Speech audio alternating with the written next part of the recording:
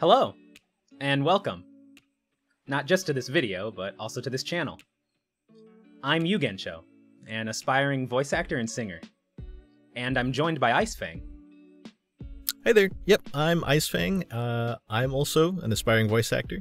I've got a YouTube channel of my own as well, Icefang VA. And with Yugen, I'm part of the Echo fandom.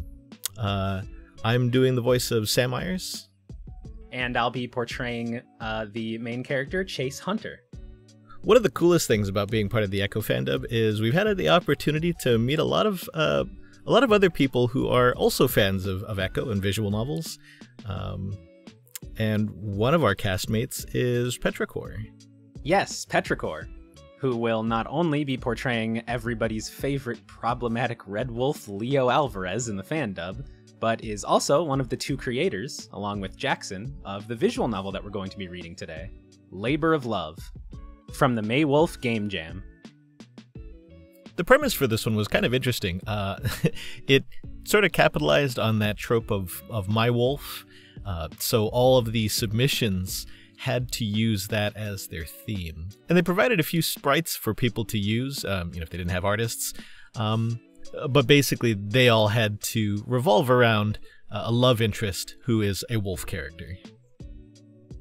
Right. And the premise for Labor of Love is about an elk named Xavier and his husband, who is a wolf, named Benny. They're a married couple in their 40s.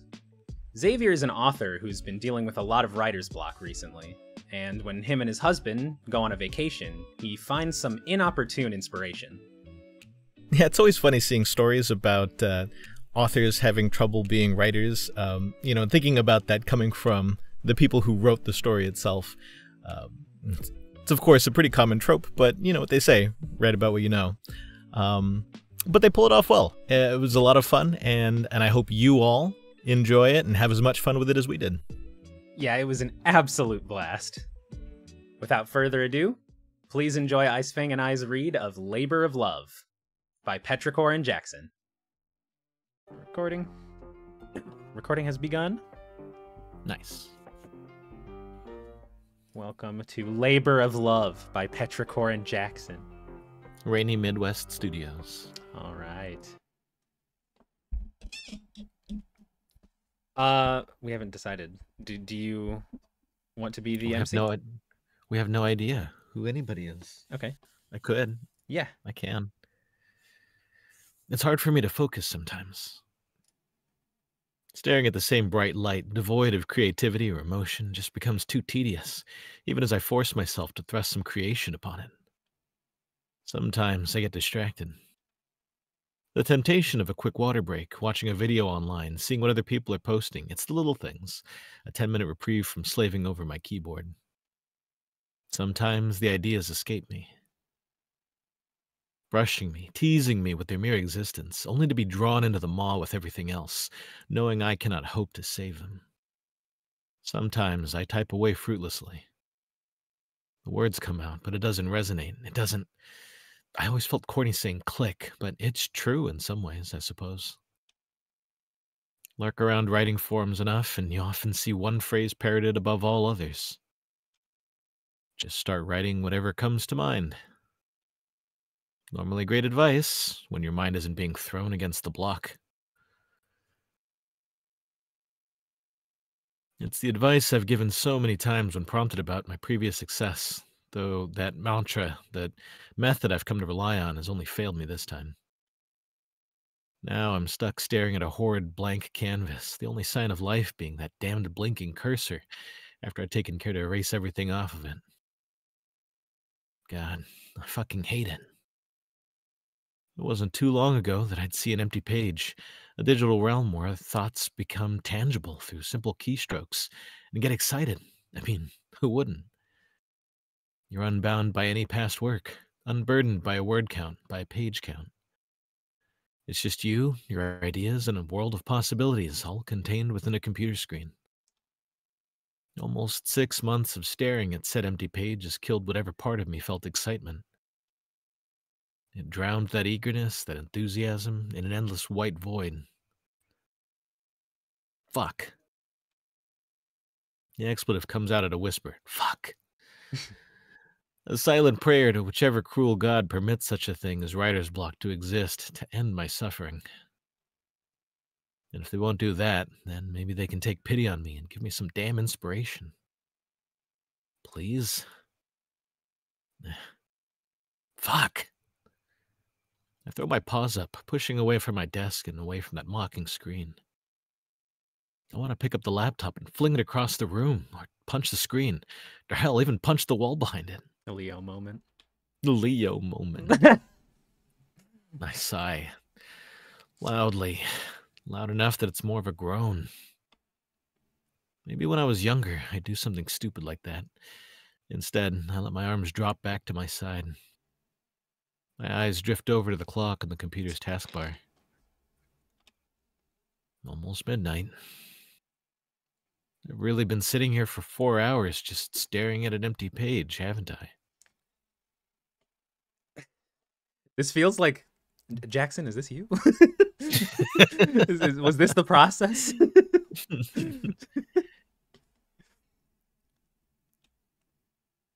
God, that's depressing. No sense in making it another 4, I suppose. With another sigh, I close my laptop. It's the ultimate expression of defeat, one I've grown far too accustomed to. I didn't even bother to close the document. Not like there was anything worth saving, anyhow. Rubbing at my eyes, a yawn escapes past my lips. I feel like I could fall asleep in my chair right now. It wouldn't be the first time I've done so, though that was usually after a long day of actually writing something. Doing so tonight would feel disrespectful to that long-dead version of me. And I think Benny would kill me too. Not wanting to die just yet, I swivel around in the plush leather chair, sitting up far too quickly as I feel blood rush back into my legs. Oof, that wasn't a good sound. There's a crack from somewhere in my body, my knees or maybe my back. It's hard to tell. It's not the pleasant sensation you'd get from popping your knuckles or neck in just the right way. No, that cracking just now is a cruel reminder that I'm pushing 45. Oh well, just gotta learn to live with it. I cross my small, windowless office with as much speed as I can muster. It's certainly an impressive sight, I imagine. A chubby, middle-aged elk whose fur is already graying, moving with all the grace of a wounded animal. Yeah, I need to get to bed. This is what happens when I stay up too late. Yawning once again, I reach the office door and pull it open. All the lights are out, save for one above the kitchen's counter. That means Benny's probably already upstairs. Whether or not he's asleep is another question.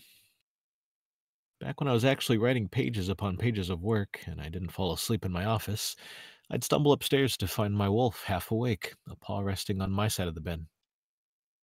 I'd climb in, making sure my antlers didn't poke his eyes out, and he'd be on me in an instant, slotting in against my bulk with a content grumble. Aw. He's such a canine sometimes, and I love it. Speciesist. Speciesist? Oh, that's so cute. This happy thought is quickly overshadowed by the fact that I hadn't been in there writing pages upon pages of work. I'd done nothing. Now I'll stumble upstairs, climb into bed, have my wolf snuggle up against me, and feel nothing. Stretching a few times before closing the office door behind me, I lumber across the laminate floor. Is the TV still going? Did Benny leave it on? My weary eyes set on the fridge before I get too distracted. I'll check on it later. Maybe.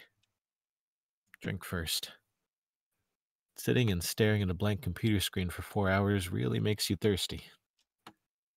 I reach the fridge in a few strides and pull it open. Expecting to find well-stocked shelves, and specifically some orange juice, I find a cold, frigid space lacking anything fresh. Right, we're leaving town tomorrow. No groceries. Another sigh, another bit of disappointment. I'm not even sure I'm excited about the trip now. Closing the fridge, I instead opt for a glass of water.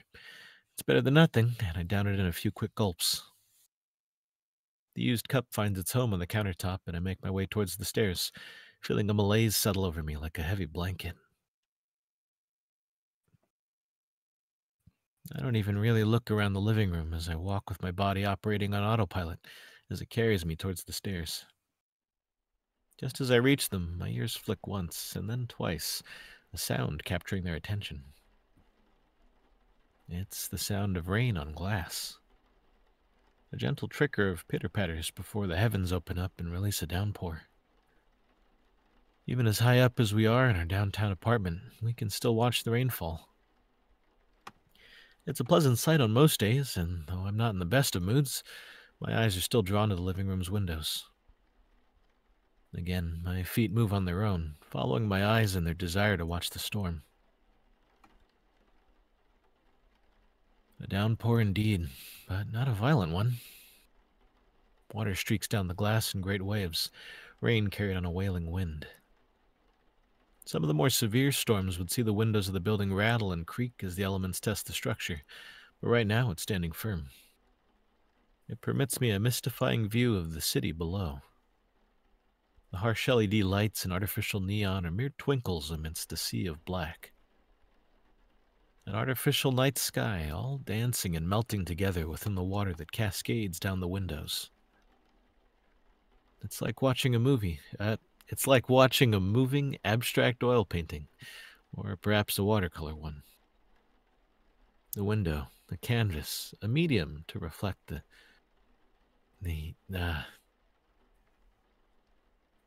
wait, shit. I think I had something there.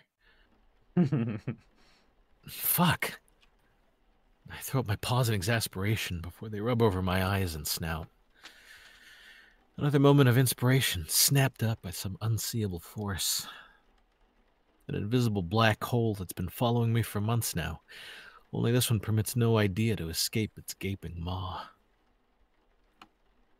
It's maddening at this point, even more so because I know what I want to write. I just can't find any way to make the idea a reality. This scene right here, me staring out into the rainy night, at a city awash with the artificial dressings of a decadent society. It's what gave me that first idea all those months ago. A noir story. Oh, cool. Gangsters, cigarette smoke, dangerous love, and deadly crime. All a backdrop to the story of a stalwart private investigator doing his best to carve out living in a corrupt society. All the elements are there, floating around in my stupid head, but I can't get them out. Fucking Oh, it's raining. Dios mío. The sudden southern drawl startles me out of my musings, and I whip around to its source, my right antler bumping against the window and almost throwing me off balance. Benny's scruffy, sleep-deprived face is poking over the back of the couch. His glasses askew and fur-matted on one side. Cute. He's surprised yet alert, and looks ready to leap over the couch to catch me if I'd lost my balance. Guess he'd been sleeping on the couch. Looks like the TV's on, too. It's muted, but my eyes flit over to it, catching glimpses of an episode from an old sci-fi TV show. Spaceships, wolves, jackals, that sort of thing. Ad Astra. Not my cup of tea. Just the shade. I steady myself, looking back at Benny. Ben, don't scare me like that. I could have broken an antler if I'd hit the windows any harder. Sorry, Sorry, Zave. Are you okay? You didn't chip it or anything, did you? I reach up, running a paw along the antler's length, feeling out its 8 points. Thankfully, everything's still there. No, it's fine. Whew, thank God. Would rather not have to glue you back together. Benny lets out a boisterous laugh after that. While it's tinged with a palpable layer of exhaustion, it's still light and free. It lifts my own mood, too, and I join in. Yeah, That'd be pretty shitty. A nice repeat of our honeymoon, I'd say. Anyway. Benny adjusts himself on the couch, sitting up while turned around so he can better look at me. How'd things going there, then? I wince. It's the million-dollar question, one I've always been tempted to tell Benny not to ask, especially nowadays. Before, I used to be able to go into minute-long diatribes about what I'd gotten done. I'd have divulged as many plot lines and character moments he'd wanted to hear, and kept many more hidden for when he read the story himself. Oh. It's what I'd done with my first novel, that runaway success I've yet to capitalize on. Nothing like that's happened tonight, though, and I can see that Benny has his answer from just looking at me. Oh, shoot. Come here, Xavi. He pats the empty space to his right, beckoning me over. Well, I'd prefer we head up to bed, especially considering we've got an early flight tomorrow morning. Lounging on the couch with my wolf is just what I need right now. I don't even bother walking around the couch. Instead, I clamber over its backside while making sure I don't shove a hoof through our glass coffee table in the process.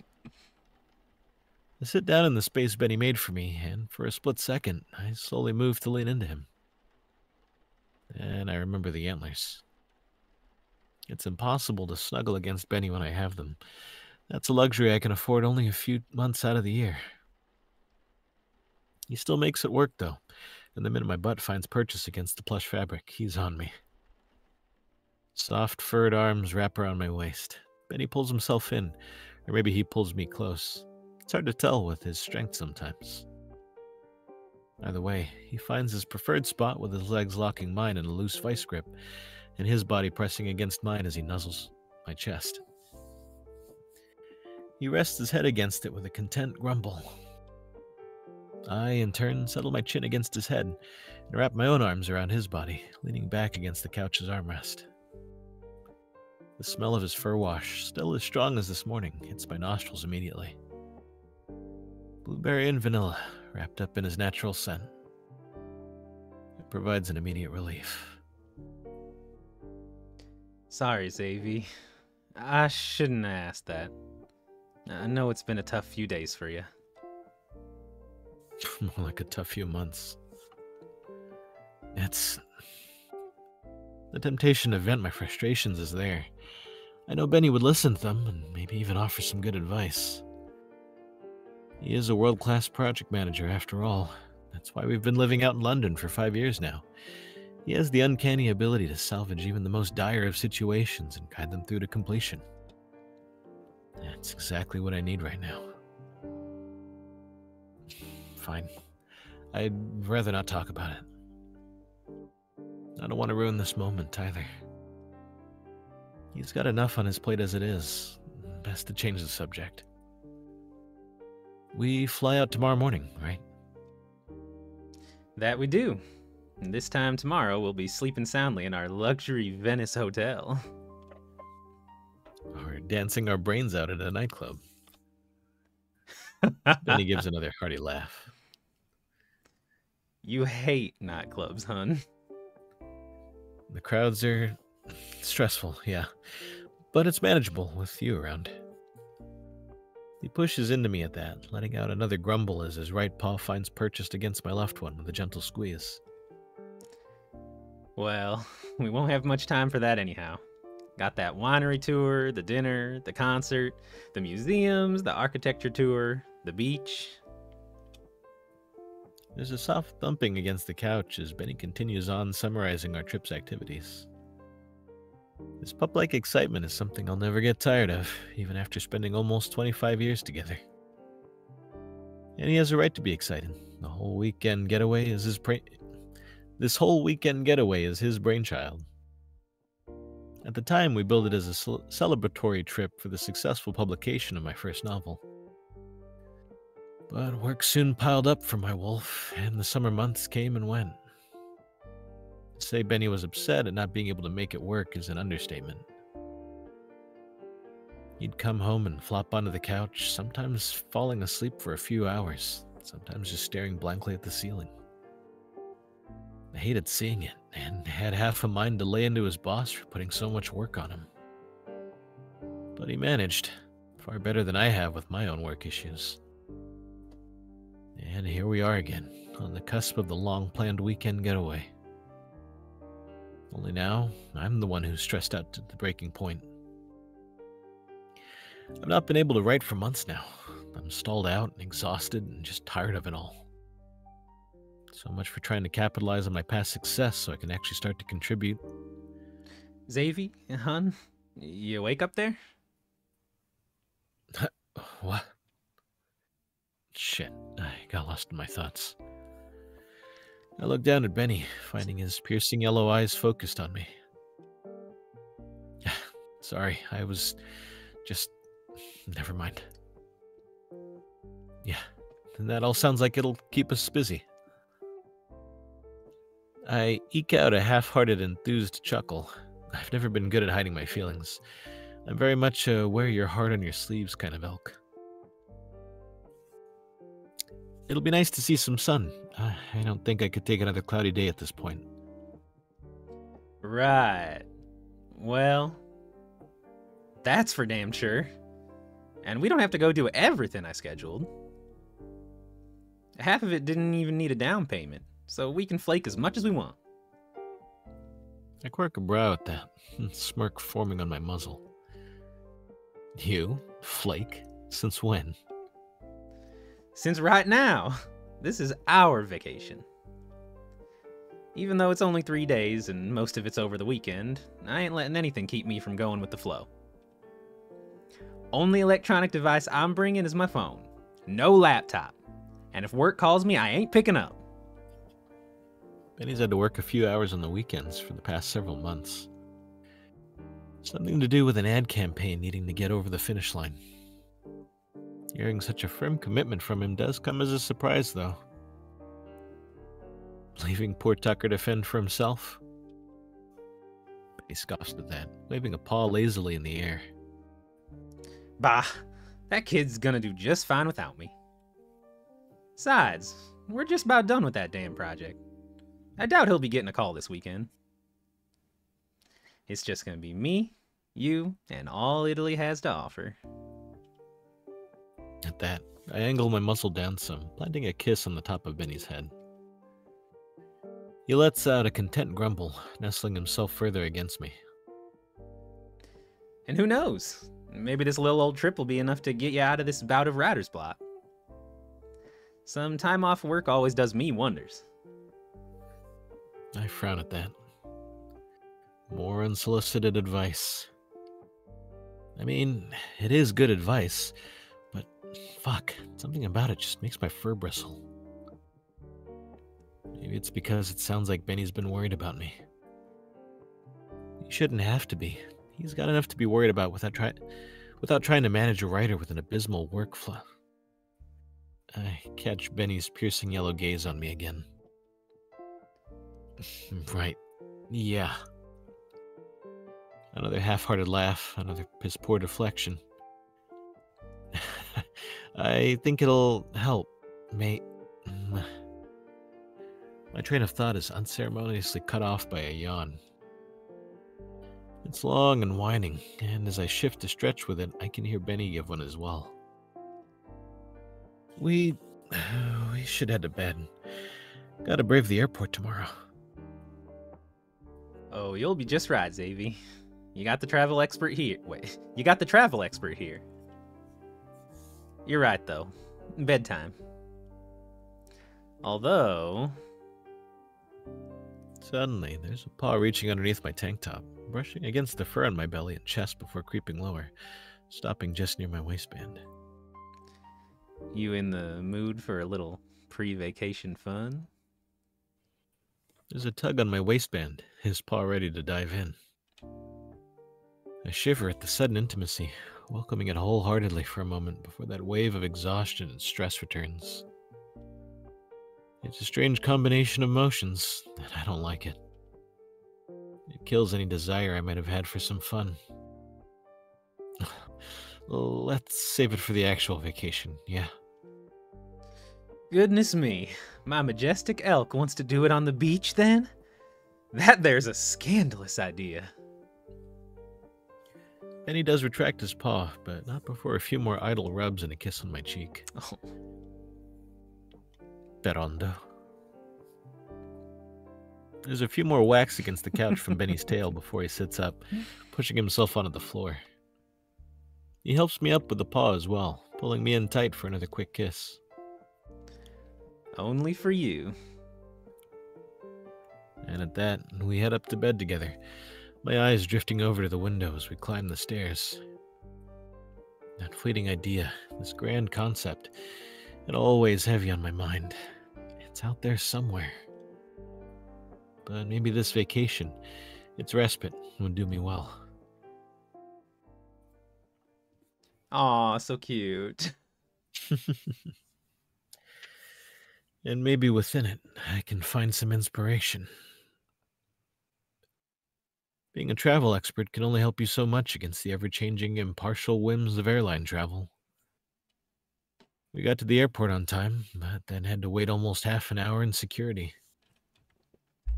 Benny's the only one who travels frequently, and while he could have used his expedited clearance, he opted to brave the general security with me.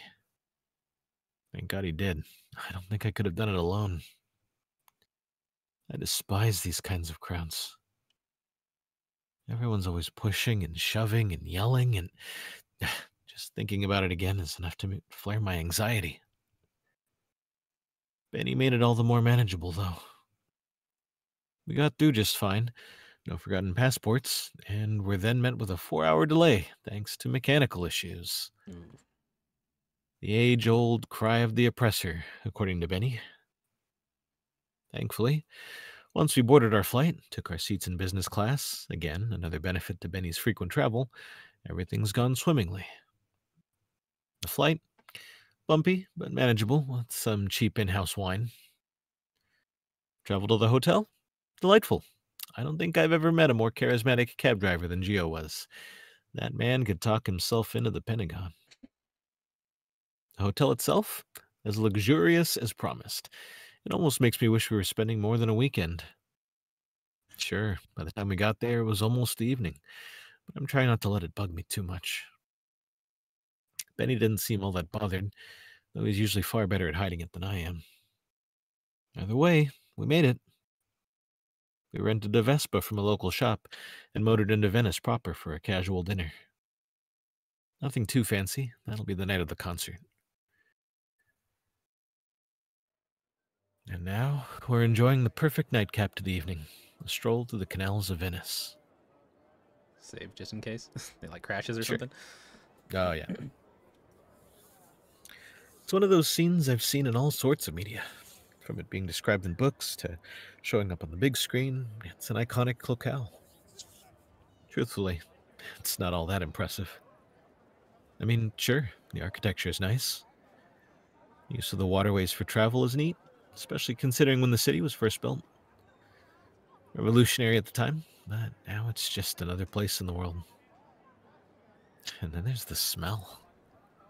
It's not bad. Actually, it's pretty bad. I was expecting a bit more fresh sea air, but instead I've only picked up a pungent scent that wafts off the canals. I can't quite place it, but it's thankfully offset every now and then by the smell of baked goods and coffee from a nearby cafe. Most are closing up for the evening as Benny and I plod along, taking our sweet time to enjoy being here. And that's what I appreciate the most right now, being here with Benny. There's no pressure from work, no expectations, no deadlines, no publishers sending messages asking how work on the next book is coming while offering advances and ghostwriters and... No. Stop thinking about it. Just think about being here with him. Looking at... That's cute. It's very I love cute. that outfit. The outfit's so good. Looking at Benny, I find my comfort. There doesn't seem to be a worry in the world for him right now. His snout is wrinkled some, and ears flick at odd intervals, but that same stoic expression of his is plastered on his face. I doubt the smells are bothering him that much. So if he can be calm, cool, and collected, then so can I. Besides, like you said, I think this vacation is just the thing I needed. A detox, if you will. One to clear the mind away from that dingy office and horrid blank canvas. Then he catches my staring. Oh. And he smiles back at me, giving a gentle squeeze of my paw. Yeah, this is exactly what I needed. A leisurely walk down this cobblestone street, our paws entwined with each other, our soles pressed against the smooth stones with each step. I can feel all those anxieties about this phantom idea melt away. And we continue our walk, my mind absorbing the sights much better now that I'm actively ignoring the smell. The dull whites and muted yellows from street lamps cast long, dynamic shadows on the stone buildings. It creates a serene, yet mysterious atmosphere to this medieval city. There's an outward, obvious comfort to it all. It's just bright enough to push away any thought of cutthroats lurking in the alleys, yet still the dark corners and obscured places remain. I look at each of them as we pass, contemplating the secrets they might hold, the acts they might conceal. I even spy some people lurking in them. Usually they look like a cook or a waiter out for a smoking break, the amber light from a cigarette illuminating just enough of their faces.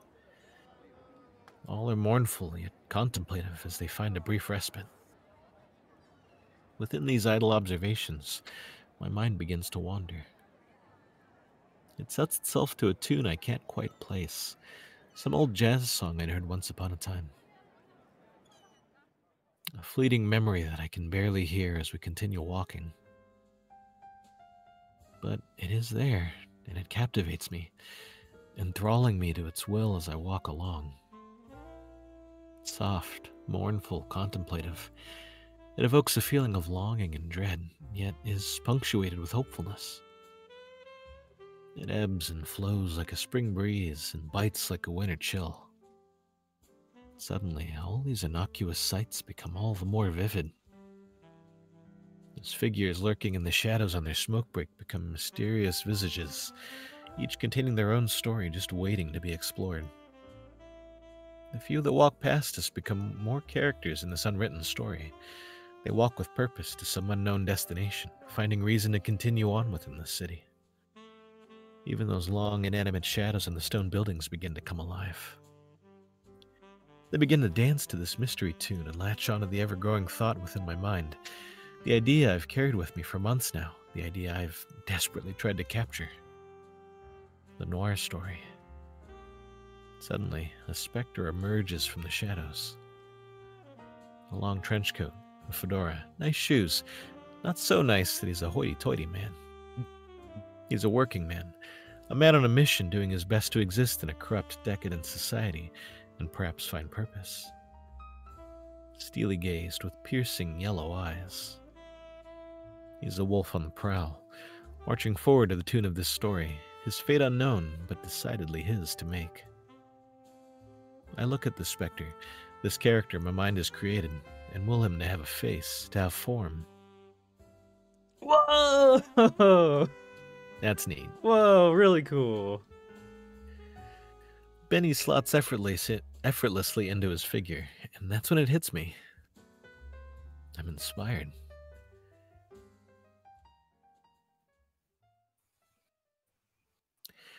I've heard some people lament how hard it is to come up with characters.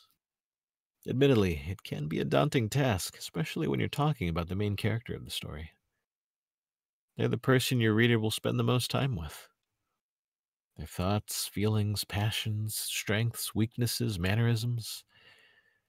Everything that makes them will shape your reader's view on the entire story. Sure, there's some things you can obscure. Actually, in fact, there's plenty of things you should obscure from the reader. I'd probably encourage it. Nobody likes an exposition dump, after all.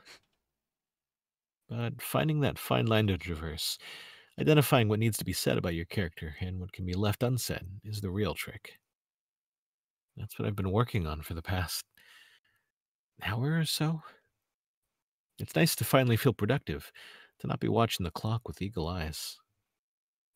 What matters is getting all these thoughts about this guy out of my head before I lose track of them. That random bout of inspiration on our walk last night gave me more than enough to work with. A working man, dressed in a typical early 50s attire.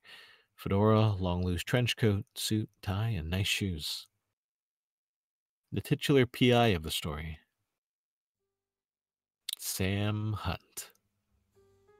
That's an alias.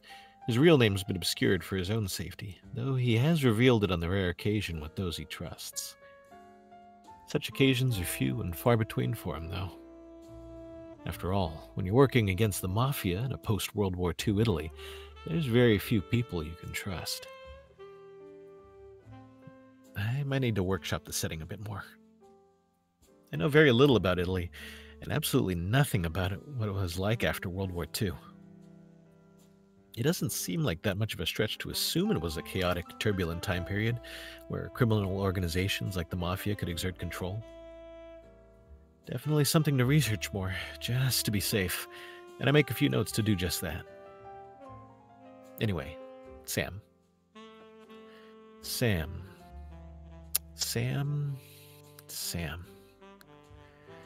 It's a bit weird that I'm imagining Benny as him, but, well, he does look really good in a suit. And in our younger years, Benny did have a bit of a melodramatic attitude about things, especially his work. Did I say melodramatic? You did. Whoops. Benny did have a bit of a melancholic attitude about things, especially his work. He was quite the crusader for proper procedures and a rule of law. Business law, though, not the kind of law Sam would be seeking. Yeah, a wolf is quite fitting for Sam. He's tenacious to a fault, perceptive of his surroundings with that piercing yellow-eyed gaze, and can hold his own in a... Oh, that might be a good character trait, actually. He can hold his own in a gunfight, but isn't the best at fisticuffs. I can definitely work with that. He probably wants to avoid fighting as much as possible, though. It's hard to dig up dirt if you're being hounded by the police or on a hit list for the Mafia. No, operating from the shadows would work best. Get involved only when absolutely necessary. But what exactly is he trying to do? And who is Sam beyond the superficial details? I've got his appearance and basic traits down. That's easy, to be honest. It's the meat that I'm missing. That's the usual hang-up for some writers. They either get too far into the nitty-gritty details on their characters and never actually write anything with them, endless world building I've heard it called, or they can't get started on anything except the superficial details. There's also those who make it up as they go all the time. Those writers scare me. I'm firmly in the middle on this spectrum. I've had more than my fair share of making it up as I go, but I try to avoid that. Getting a basic character sheet down always helps me out, and right now I'm having very little trouble doing it. I even throw in a little bit of light research on post-war Italy and the Mafia. Before long, I think I've got a solid foundation built for Sam. Or at the least, a good starting point. With a set-aside smile, I look over what I've written and begin to read it out loud. Gabriel Barone, also known as Sam Hunt, an ex-detective with Italy's National Police Force. He avoided the draft during the war and managed to steer clear of many of the fascist policies. He stayed in his lane, trying to help where he could, while the war waged on and the situation at home deteriorated. With the ousting of the Duce, I think? Yeah, Duce. It's Italian, right? Yeah, I think so. With the ousting of the Duce, the end of the war, and a brief Allied forces occupation, Sam became disheartened with the chaos and ineffectiveness of the police force. Crime was on the rise, and while he loathes the fascist ideology, their hard stance on stamping out organized crime is something he supports. Now, within the post-war power vacuum, he's found that many of his colleagues were roped into the resurgent criminal elements. They promise protection and security, but he's a student of history. It's only a matter of time before things get messy. He leaves the police force, founding his own private investigation firm, and drops his alias for the first time. Adopts. Adopts his alias for the first time. Ugh. Work is slow at first, and he generally takes the odd job of investigating missing persons cases or spying on a cheating husband for a distraught housewife. Eventually, he gets his big break and helps expose a protection racket in his hometown. It's this action that's placed him in the sights of many different factions. Some in the police praise him for his work. Some see him as a borderline vigilante. The Don for the Mafia doesn't pay him much attention, but one of the capos do. Capos? Capos? I think it's capos. One of the capos do, possibly seeing him as a threat. The story will begin here, in medias res. Sam's on a high, finding that maybe he can make a difference when a mysterious third party enters the scene. Damn. That's pretty good. I think it sets the scene well for what could grow into a cautionary tale. An almost neo-noir, or maybe a story that evolves into a familiar noir tale by the end of it. Optimism, free will, and moral transparency give way to the cynicism, fatalism, and moral ambiguity that Sam felt when he left the police force. He's riding high, only to be brought down low. It might make for a depressing tale, but there could be a glimmer of hope. Something like the righteous fight is only just beginning, maybe. God, this is kind of sounding like a superhero story. Minus the tight spandex and capes. I'll need to keep things grounded for sure. Might need to watch some old noir films and read some detective novels to get the tone right. I do love a good slide into darkness type story, though. Oh, and then there's that mysterious third party I'll need to figure out. And some side characters. Lots to do, but I don't feel the ideas slowing me down anytime soon. God, I miss this feeling. A flood of ideas. A flurry of keystrokes depositing word after word on a screen. Laying the groundwork for a future story. Actually doing something with my time. I love it. The drive to write is back, and I'll be damned if I let it slip through my fingers again.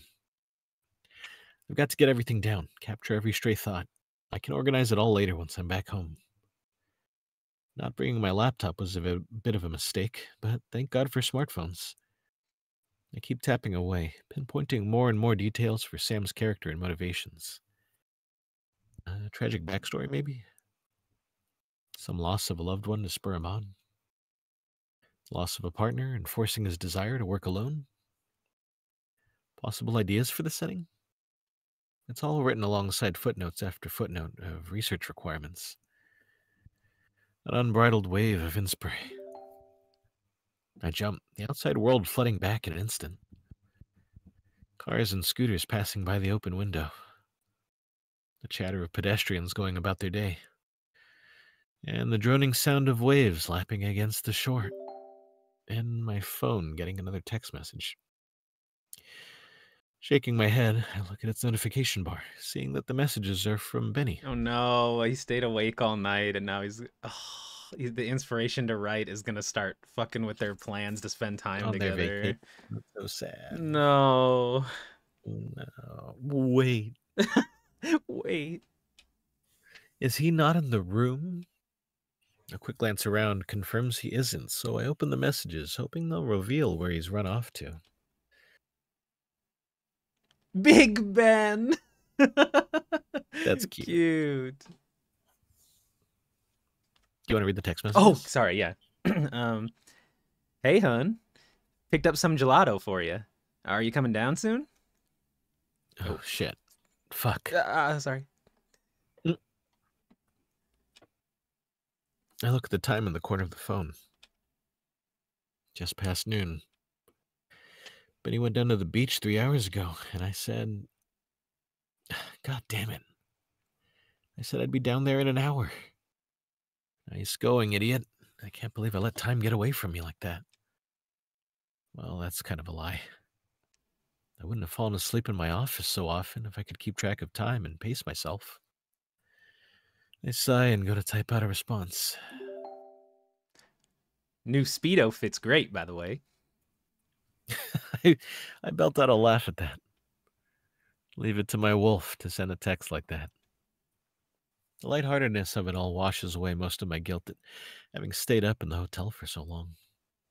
Most of it. I should still apologize. I type out a quick message letting him know I'll be down in a few minutes, and then sit up from the bed, setting my phone off to the side. A quick wardrobe change into an old swimsuit and a tank top, and I'm ready to go. I grab my wallet, a room key, and my phone. A subtle temptation to reopen the Notes app creeps over me at that. No. I need to go spend some time with Benny. I didn't come to Italy to spend all my time writing. Even if I finally have the drive and the inspiration to write. My fingers hovering over the app icon now, but with a sigh, I shove the phone in my pocket. The ideas will still be there. Hopefully. The hotel was just across the street from the beach, so it doesn't take me long to reach its sandy shores. What takes me a while is finding Benny. We've always shared our phone's location with each other, but even with that guidance, I'm having a tough time finding him. Big crowds are the bane of my existence. I'm generally taller than most, so I don't have to worry about my antlers knocking anyone out. But I do knock over a few umbrellas as I inch my way through the crowd. That earns me more than a few angry stares and colorful-sounding expletives, to which I can only offer a sheepish smile and an apologetic nod. Thank God I don't know much Italian. The heat isn't helping my mood at all either. This sucks. I glance back down at my phone to see if I'm any closer when I feel a pair of paws grab at my waist. I bleed out a yelp, jumping in place as the paws pull me in close to... Guess who? Mierda! Stop fucking scaring me, Ben. No can do, hun. You make it too easy with how focused you get.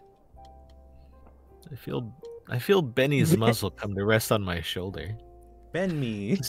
Ben me wolf. Ben me wolf. Ben my wolf. I feel Benny's muscle come to rest on my shoulder, a playful lick tickling my cheek. It calms me down immediately. You'd walked by me, actually. I only noticed because I picked your scent up. I did? Sorry. Nothing to apologize for, huh? I'm just happy you finally made it down here. Now come on. Don't want our gelato melting away more than it already has. Benny releases me from his clutches, and I turn around to face him. Oh my, it really does look good. It does, don't it? He mocks a few poses, flexing his arms and chest like he's some sort of bodybuilder. Maybe 10 years ago, but he's put on a few pounds since then. It does. I might need to have a closer inspection later. Benny gives another sly chuckle at that before taking my paw in his. He leads me back down the path I came, my antlers knocking over a few more umbrellas. More sheepish nods and apologies don't do much to lessen the angry glares and shouts. Benny's growling does, however, and I can't help but smile. Oh my god, it really is my wolf. He does everything. He's the perfect man. We eventually make it to the space he cleared for us. A large blanket, a small backpack-sized cooler, and an umbrella sit in the sand waiting for us. I'm actually quite surprised by the amount of space he managed to snag. I imagine there may have been more than a few growls if folks got too close. Seeing that we're not nestled up against someone else's group does wonders for the anxiousness I'd been feeling. Benny sits down first, snatching up 2 paper cups filled with gelato before beckoning me to join him. I do so happily, almost tempted to sit in his lap, but instead sitting close to his side. That won't do for Benny, though, and he quickly slides into my lap, nestling himself against my bulk. Hola, Benote. Hola. Hola, Xavi. I snorted a laugh, and so does Benny. Even after being married for so long and knowing each other longer still, his Spanish is still comically bad. I got you some blueberry gelato. Ah, thanks. I take the paper cup and paw. It's a vibrant turquoise color, and also quite soupy. Probably because it's so hot out, and because I took so long coming down. I sigh. I suddenly try to get a good look at Benny. He's spooning away at his own half-melted gelato. Looks like it might be a cherry-flavored one, judging by the red color. It doesn't look like he's too upset about my extended absence. Maybe I shouldn't bring it up. I give another soft sigh before taking a hearty spoonful of the gelato into my mouth. It's still quite cool and has a pleasant sweetness to it, along with the very prominent blueberry flavoring. This is really good. Ain't it? Just the thing to beat the heat, I'd say. I nod in agreement before continuing to enjoy the sweet treat. Benny does the same, though he finishes far quicker than I do, setting his cup off to the side before leaning back into me. We sit in relative silence as I finish up eating, setting my cup inside Benny's. I then wrap my arms around him and settle my chin against the top of his head. I'm glad you made it down here, Xavi. I was beginning to think you'd spend all day up in that there hotel and waste all the sunshine. I feel Benny tense under my hold. Not that I'd mind if you did. Like I said, we ain't got quite any firm plans. And I know that you finally got some inspiration in that head of yours. I'm just quite happy to have you down here, is all. And the guilt is back. God, I really did just waste most of the morning away. We came to Italy to get away from the rigors of work, to spend some quality time together, and I've already spent a sizable chunk of that time away from Benny. However, I wouldn't really call it a waste, and my fur bristled slightly when Benny said that. But it was just an off-paw comment. A basically true off-paw comment. I'm not here to work. I'm here to spend time with my husband. The inspiration will still be there when we get home. Although, maybe I should find some more time to write. Just in case. Yeah. I'm sorry about that, Benny. I lost track of time. Won't happen again. Bah, like I said, nothing to apologize for. We still got the rest of the day and all day tomorrow to enjoy ourselves.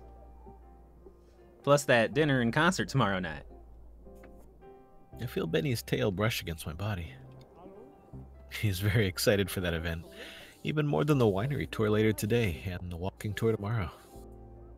I'll admit I'm a bit excited for it too, though I lack much of the appreciation for classical music he has.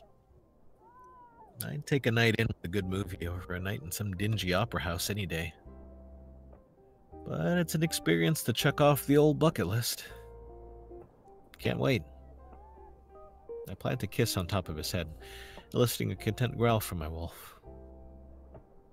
So, gone in the water yet? Not too cold? Just right, actually. Did a few laps around, and probably gonna head back in there in a bit if you want to join me. Also been doing a bit of people watching. I quirk a brow. Really? Was it more watching the people, or was it more watching the people watching you, Perondo? Maybe a bit of both. Then he pushes into me at that, grinding ever so slightly against my groin as my paws wander around his chest and belly. I caught more than a few wandering eyes and plenty of lingering stares. Didn't do much more than that, though. Figured you might not be in the mood for some swinging this trip. I think for a moment. Despite being married, we do like to have some fun every now and then, especially on the few vacations we take. Well, are you?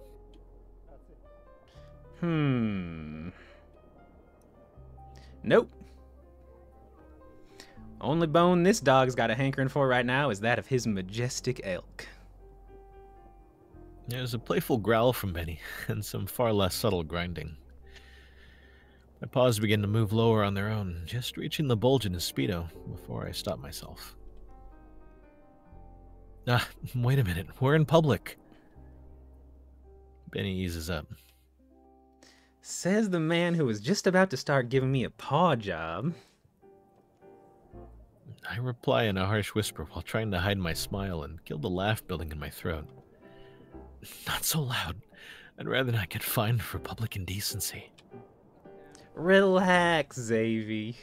I've seen more than a few couples fixing to do just that down here. Anyway.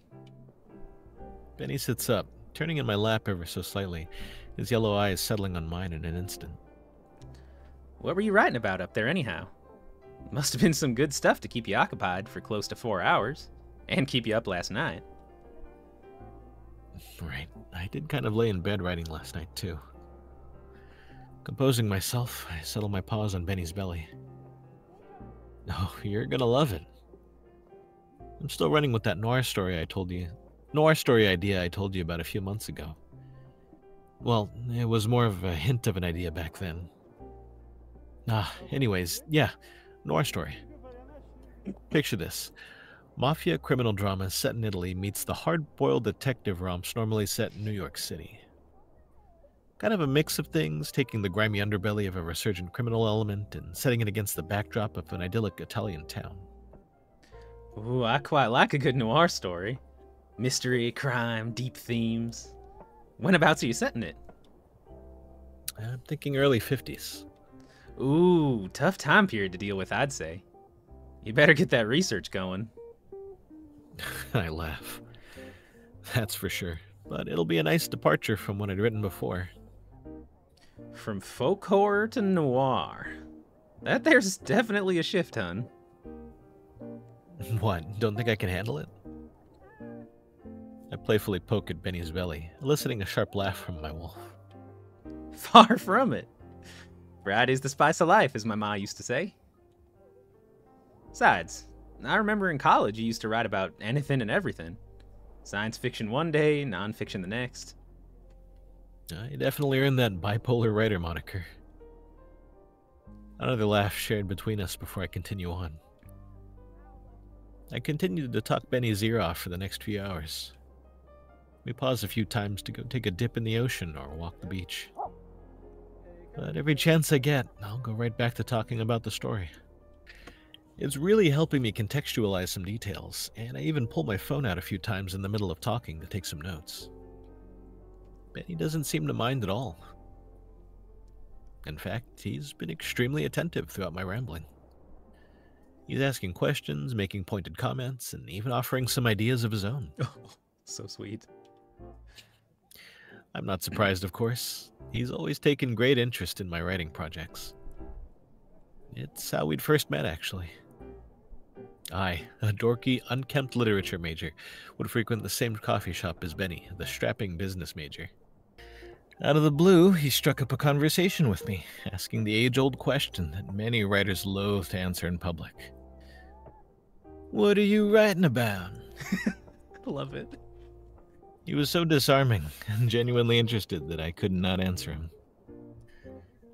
The rest is history, as they say. Encounters at the coffee shop became impromptu dates, then they became real dates, and then we started living together. And now we're here, recreating some of our very first interactions on the shores of the Mediterranean. Sorry, had to write that down too. Lots of ideas rattling around up here. I put my phone away and clapped my paws together. That's basically what I've got right now. Still lots to figure out, but I think I've really got a solid foundation here. Sure does sound like it, hun. Benny bumps into my side at that. I'm happy for you. Must have been awfully tough not being able to write anything these past few months. It happens. Important thing is that I've got my mojo back. I hope. Sorry, the ambience in the background of the people talking distracted me for a second. Yeah, the dog. I heard the dog bark. Funny thing, that. Looks like it really only took you getting out of that dingy office to find your flow. Way she goes, I reckon. Just, Maybe try to relax some still.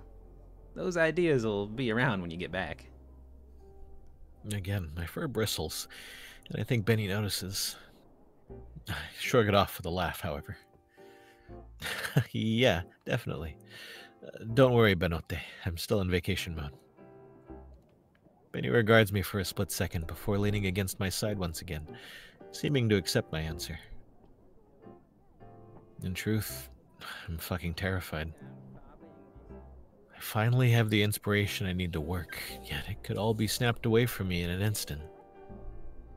That dark, all-encompassing maw may have been staved off for now, but I can still feel it. It's lingering on the edge of my perception, lying in wait for an opportunity to make my life a living hell once again. Each idea that's come from talking with Benny about the story is at risk. I've tried to capture each and every one of them, but I can already feel just as many beginning to slip away. Every minute I'm not writing is potentially an idea lost, a key concept forgotten. Fuck. Maybe I'm worrying over nothing, and maybe I should just trust that I'll be able to pick up the work when I get home.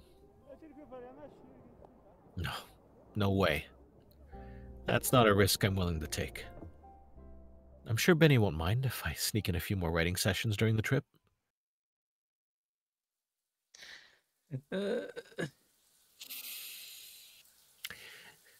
Sitting underneath the shower head, letting the warm water wash over my fur, offers me a moment of respite to gather my thoughts. After spending most of the afternoon at the beach, we'd cleaned ourselves off and headed over to a local winery for a tour and a light dinner. You good? Yeah, I'm good. There were a bunch of other tourists there as well, so that meant I had to be social. The other couples and groups we spoke with were interesting enough, and the winery itself was fairly captivating.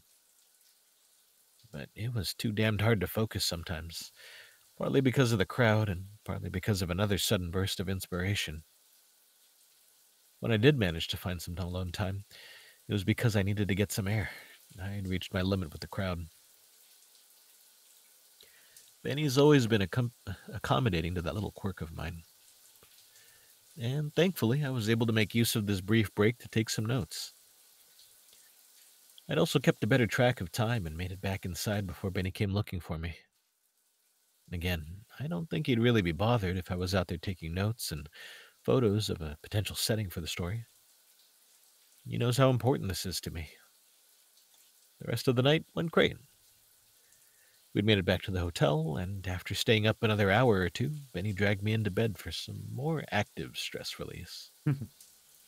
Now that I didn't mind. This morning, we woke up and headed back to Venice for a walking tour of the city. There was no way in hell I was going to be able to get some writing done there. The last thing I wanted to do was fall into a canal and smell like sewage, or worse, for the rest of the trip. Still, it offered me the perfect opportunity to take plenty of pictures for future reference. Whether or not I actually set the story in Venice is another factor, but the pictures will be good to have. After the tour and a light lunch, we headed back to the hotel to get ready for dinner and the concert. Then he suggested we shower together, maybe have a little fun too, but I decided to take a little power nap. Said power nap quickly became another opportunity to pound out some more notes. No. It was very productive, though Benny didn't exactly seem thrilled to come out and see me on my phone. He didn't make much of a fuss out of it, and again, I don't think he would. I'd spent most of the day with him. He knows how important this is to me. A little bit of writing won't kill me or him. Now, sitting here underneath the cleansing stream of water, feeling the stink of those canals wash off me, I can confidently look back on my work today with a smile. Sam's been almost fully outlined at this point. There's still some workshopping I could do to better iron out his motivations and drive, but I could just as easily start writing some stuff with him today. I've also laid the groundwork for some supporting characters. A private investigator would be lost without a snappy, cantankerous secretary. Zola sounds like a fitting name, as does her being a shrew. I'll have to work in a joke about her being a shrewd old woman for sure. Oh, God. Or maybe not. That might be too on the nose. I'll ask Benny what he thinks. Anyway, Zola, or Miss Zola, as Sam calls her, would have a relatively minor role in the story. A nice comic relief character that berates Sam, yet also cares for the grizzled PI. Then there's Gio. Based entirely on the personality of our taxi driver. Same name and everything, too. That's cute. Charismatic, chatty, and seemingly in the know about everything. Questionably reliable, but usually pulls through when it matters most. The perfect informant for Sam to rely on, for a price, of course. I'm thinking he could be another old acquaintance of Sam's from his days as a cop, having had more than a few run-ins due to a propensity to get into trouble. He'll be a fun character to write. Not as fun as the villain, though. Lorenzo Luca, better known as a Big Lug, an imposing, brutish soldier within the Mafia, trying to make a name for himself. That's a sick name. Yeah. Lorenzo Luca. He works under the capo that's taken an interest in Sam Hunt's endeavors, but Big Lug doesn't share the concern. He's far more focused on doing anything to advance his own position. I just can't get over this sprite looks so cool. Mm-hmm. I love this. It's neat. Highlighted. Yeah, very stylized. Yeah. Ambitious, overconfident, and not at all the gentleman gangster type that the Dons expect from his men. He'll be Sam's next target for investigation, as rumors about a smuggling operation and even a drug trade swirl around the brute. It'll be a climactic clash of ideologies. There's just one piece missing now. A driving force for getting Sam more involved with the Mafia's operations. The potentially corrupting influence, a character who heralds disaster if Sam isn't careful. The femme fatale. Well, it doesn't actually have to be a woman. I think the equivalent for a man in that role is, homo fatale? No, that doesn't sound right. I'll figure it out later. Point is, it doesn't have to be a woman. I think it'd be quite interesting to explore that dynamic from a queer perspective. It's part of why my previous novel was so well received. It offered a similar flip on the genre norms, expertly introducing a queer-focused narrative and compelling characters for said community. That's what the reviews said, at least. The truth of the matter is, I'm terrible at writing straight romance. It always comes off as way too cliché. Wait, I'm getting sidetracked. Now's not the time to think of all those bad grades I got when I was trying to write romance in school. I've got to come up with this fatale character. It's the only missing piece left. They can serve to be an excellent, inciting player in the plot, and present some tough choices for Sam to make throughout. I just need an idea. My ears flick at the sound of the bathroom door opening. It yanks me out of my musings. Benny is standing in the bathroom doorway, his figure just barely defined against the foggy glass of the shower. Handsome. Look at that suit. The suit. Xavier, hun, are you almost finished in there? It's been quite a long while, and we gotta get going soon if we're gonna make the reservation. I also need some help with this here bow tie. Damn thing's impossible to get on. Eh? Oh, yeah, sure thing. Sure thing, Benote. I'll be out in a minute. I see Benny give me a nod and a smile before plodding out of the bathroom. He leaves the door open, probably to ensure I actually come out soon. I sigh. Looks like my shower thoughts are at their limit regarding this fatale character. And it looks like I won't have any more time to write tonight. A cavernous pit begins to form in my stomach at the thought, spurred on by the realization that we'll be flying back home tomorrow afternoon as well. The vacation's coming to a close, and I'll be back in that dingy office this time tomorrow. It's not a comforting thought. I'll be returning to the scene of my languished, tortured writing process. Is it silly to think I might lose all semblance of my ideas when I get home? Damn it, I don't even want to think about it. You coming, Xavi? Benny asks from the main room, his voice raised ever so slightly, just enough to grab my attention over the shower, really. I sigh again. Yeah. I'll be out in a minute, Benny. With a flick of my paw, I turn the shower off. My other paw reaches for the dryer button. Warm air rushes around me, blasting away my fur's dampness in a few seconds before I turn it off. I step out of the shower and head for the main room. Benny's standing in front of a large mirror, fiddling with a troublesome bow tie. He notices my approach and turns to face me. Mind helping me out, Xavi? Despite my lingering annoyance and worry, I put on my best smile. It's always a little bit endearing seeing him so flustered. Sure thing. I get to work, my paws finding a jumbled series of knots doing their damnedest to resemble a bow tie. Dios mío, Benote, you really did a number here. How do you still not know how to tie a bow tie? I barely wear them. I snort, finally managing to undo the knots and get to work with a proper tie. All of my tugging elicits a grumble from Benny. God, these things are uncomfortable. This whole thing was your idea, Benote. And now I'm regretting it. Gotta sit for close to 4 hours in this damn monkey suit. I quirk a brow at Benny's tone while finishing off the knot. It's uncharacteristically annoyed. Satisfied with my handiwork, I step back, just barely catching a scowl on his muzzle before he's back to smiling. Well, I think you look very handsome. Thanks, son. Now you hurry up and get ready too, you hear? The restaurant's only got a 5-minute grace period on the reservation, which is coming up in 45 minutes. Oh shit, really? Why didn't you get me out of the shower earlier? Bah, you always get ready quicker than I do. Chop chop, though. Benny returns to fiddling with his bow tie and head fur in the mirror. I, in turn, glance around the room, finding that my own set of formal wear, which is identical to Benny's, is already laid out on the bed. My fur brush and some conditioner are next to it as well.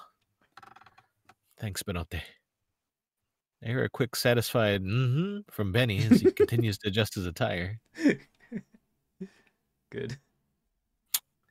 Thankfully, I do live up to my speediness in getting ready. My fur is brushed with Benny's help, and my tuxedo's on in about 15 minutes. It's right on time, too, as Benny gets a text from our cab driver that they're downstairs waiting for us, giving us about 30 minutes to contend with the evening traffic and get to the restaurant. All that's left is for my bow tie to get tied, which I'm handling as fast as possible. We're cutting it a bit close, don't you think? Benny's standing just a bit off to the side as I look into the mirror. My paws are a controlled flurry of activity, expertly tying the necessary knots and positioning the bow tie against my neckline. Maybe just a bit. We'll be right as rain, though, Xavi. I don't reckon there'll be much traffic on a weekend. While his words project an air of confidence, there's a hint of worry, mostly evident by the slight splaying of his ears and a rogue, stiff flick of his tail. Should be all right. With a firm tug, I finish tying the bow tie and step back. I always look ridiculous in these things. Benny offers a short chuckle before he walks over to one of the nightstands to grab our wallets and phones. I give my attire one final look over before turning around as well, following a bit behind him. He's already at the nightstand, though, both our phones in paw. Mine is still open to the notes app I've been using, and as I reach to take it, I notice Benny's muzzle is again wrinkled, the expression familiar yet almost inscrutable. Something wrong? He's quick to pass my phone to me. I double-check that the changes I made before the shower are saved, and then shove it in my coat's interior breast pocket. Managed to fit some more writing in before the shower? Yeah? Oh, yeah, just a little bit. Nothing substantial, really. I'm still trying to pin down the last character. Everyone else has a pretty solid foundation for me to work with. It's just this last piece of the puzzle I'm missing. I don't exactly need to have them in it, but the archetype, that being a fatale character, is pretty important to a noir theme, I think. I'm even thinking of foregoing the whole femme fatale angle and doing a male equivalent. I can't remember what that's called officially, but Xavi, maybe you should just leave your phone here. I blink. Is he? No, I don't think he's saying that. What if we end up separated somehow, like in a big crowd or something? It doesn't seem safe to just leave it. I. It's. Never mind. Come on. We gotta head on down to the cab. Placing his phone and wallet in his jacket, Benny heads toward the door. I don't immediately follow, again wondering what he was going on about. Smoothing down my coat, I follow behind Benny, ready for a relaxing evening free of any worries. Mm-hmm.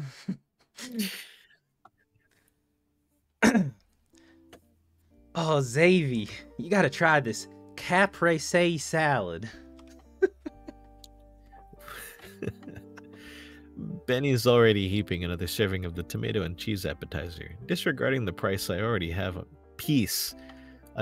on my plate. Not that I mind, of course. It's delicious.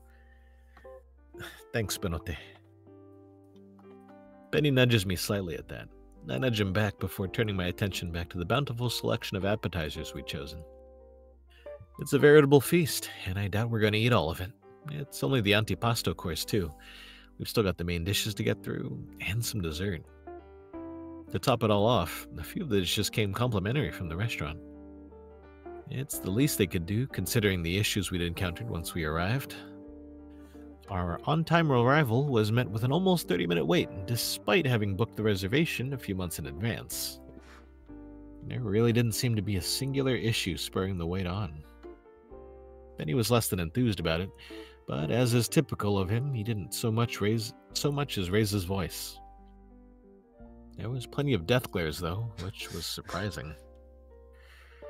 I didn't mind it much myself. I'd even suggested we just go find some street food if it went on any longer. However, Benny was insistent, and we did eventually get seated in a rather nice semicircle booth overlooking the restaurant. Apologies were had, complimentary wine offered and taken alongside the aforementioned appetizers, and now things seem to be back on track. Yeah, this has got to be the best dish here. I take another bite of the caprese salad, savoring the rich, complex combination of flavors. You got that one right there, Xavi. I don't think I've ever had tomatoes that taste this good. Must be fresh off the vine. It's going to ruin every other tomato for me. Not like you ever ate them much anyhow. Remember your reaction to our first authentic, full English breakfast? I bleed out a sharp laugh just as I go to sip on my wine. Benny laughs as well. Oh, come on, Benote. You were just as weirded out getting beans as I was with the tomatoes. Fair, fair. They're quite tasty, though. Never gonna be as good as this. Here, here. Benny lifts a piece of bruschetta and a mock toast. I follow suit with a bemused chuckle. We continue to enjoy the appetizers for a bit, our conversations flitting from topic to topic on a whim. All the while, I find my wandering gaze drawn to the different patrons of the restaurant. Part of me does hope one of them might provide a sudden burst of inspiration. It doesn't net any results. It's frustrating. Even if I found the inspiration I needed for this last character, I couldn't exactly take notes right now. The wine glass in paw, I lean in towards Benny, letting the gentle thrum of the restaurant and his idle talk about ideas for another vacation ease my building anxiety. Ah, shoot. I look at Benny, his ears splayed back and brow furrowed as he stares at his watch. Something wrong? We need to get a move on. The concert starts in an hour, and we've got a 15-minute walk over there. There's a rumbling growl from Benny. It's accompanied by raised hackles and sharpening pupils that dart around the restaurant, presumably searching for our waiter. As if sensing Benny's imminent ire, or possibly feeling a burning in the back of his skull, our waiter is quick to appear. How are we finding the appetite? Great. Quite fine. Could we please order our entrees? We've got a schedule to try and keep here. Ah, of course, signore. Again, we're terribly sorry about the delays you had tonight, so I will ensure you get your food as soon as possible. That seems to placate my wolf's ire for now. I can still feel the agitation wafting off of him in waves as he places his order. I place my order as well, and after filling our wine glasses, the waiter is quick to depart. What was that about Benny?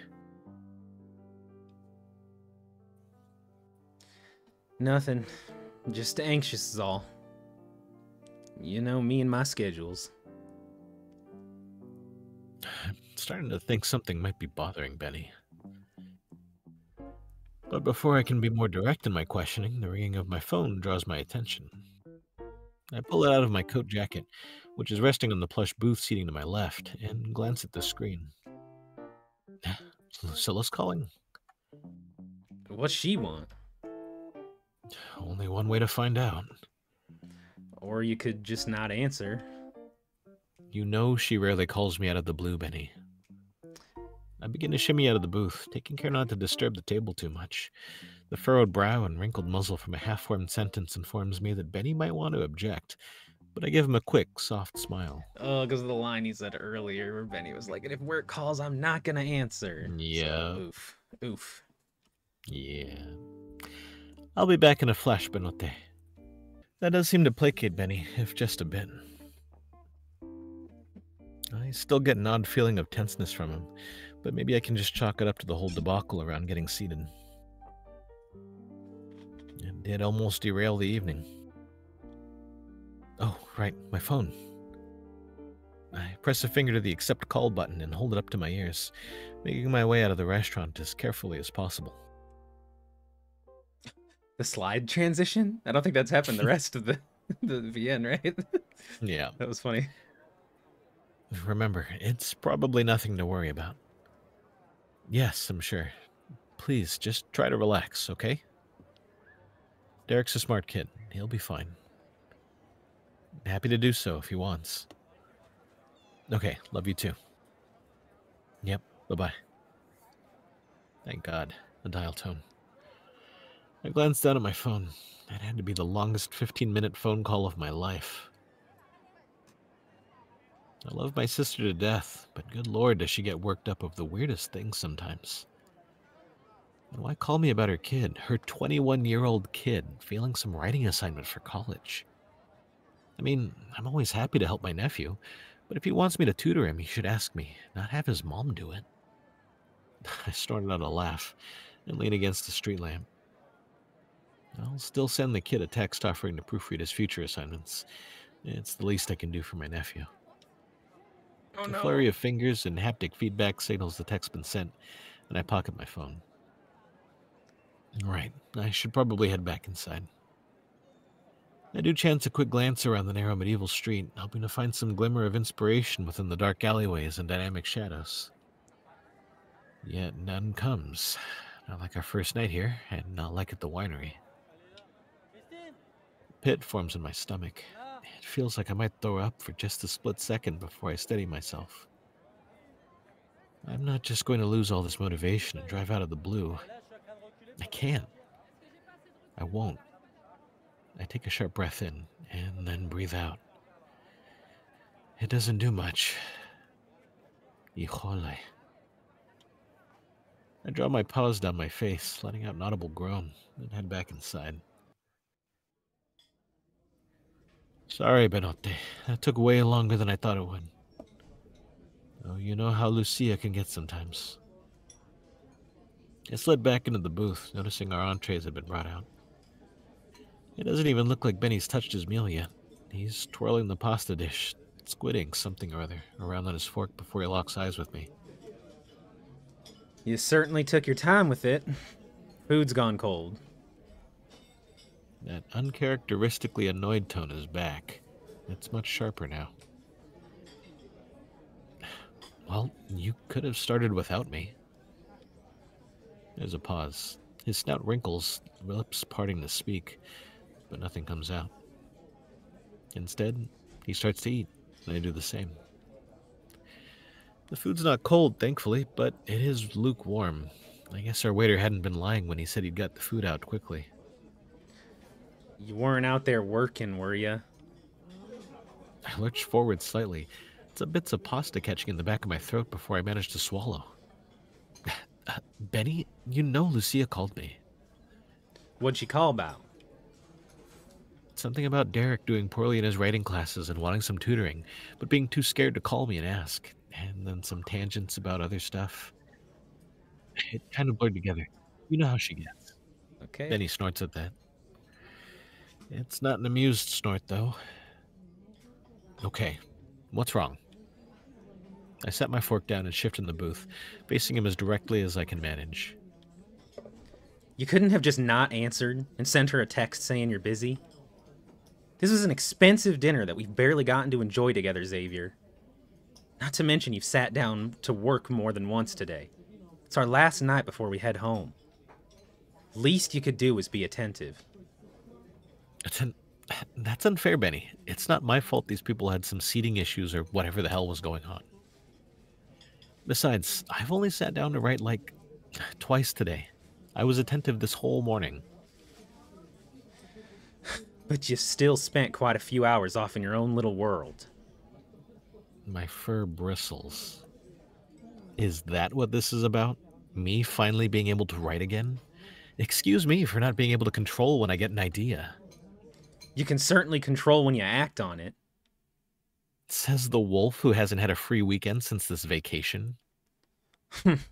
Pot meat kettle then, I reckon. The sound of ceramic against the tiles shatters any retort I could muster. Because it also looks like it shattered whatever this argument had been building to. Seriously, what the fuck was that? It's been... I can't even remember the last time we've had a verbal spat like that, actually. Seemingly out of the blue. Centered around my writing? Or is it just annoyance at the issues with the dinner? I shift again in the booth, going back to my meal while side-eyeing Benny every now and then. He looks deflated as he picks at what remains of his meal. It's a sentiment I share. A dark cloud has settled over our dinner, born on the wind of whatever that spat had been.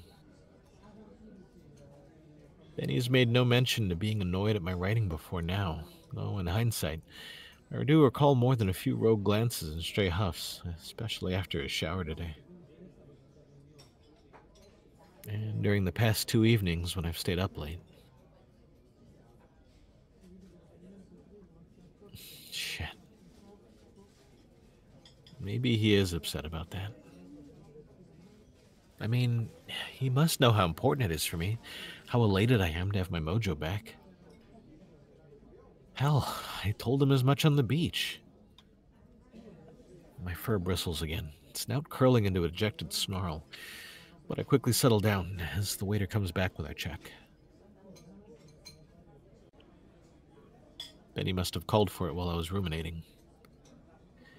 This awkward silence we found ourselves in continues for a moment longer as Benny pays for the meal. Once the check is signed and his wallet pocketed, I find my voice. Benny. We should... Nothing to apologize for, Xavier. Usual jovialness when Benny would say that is gone. Instead, it's hollow. Let's just try to enjoy the rest of the night here. I was just stressed out is all. The dinner ain't exactly gone to plan. There's an attempt at laughter. A poor mask for whatever distracting he's doing. We then make our way out of the booth, throwing our jackets on. There's still some lingering concern. And by some, I mean a lot. Maybe a fuck ton of concern. But maybe Benny's right. Now might not be the best time to get into it. The sweet serenade of Italian opera might do our mood some good, and it might loosen our tongues enough to talk about our problems. And who knows, it might even give me some inspiration.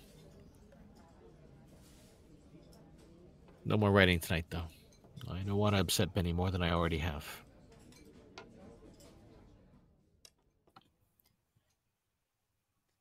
Oof. Yeah.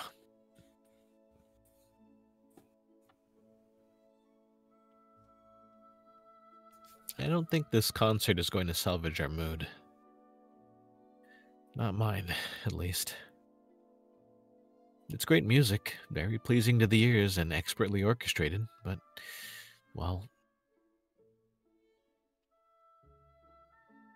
let's just say I don't think this concert hall had antlers in mind when it was built.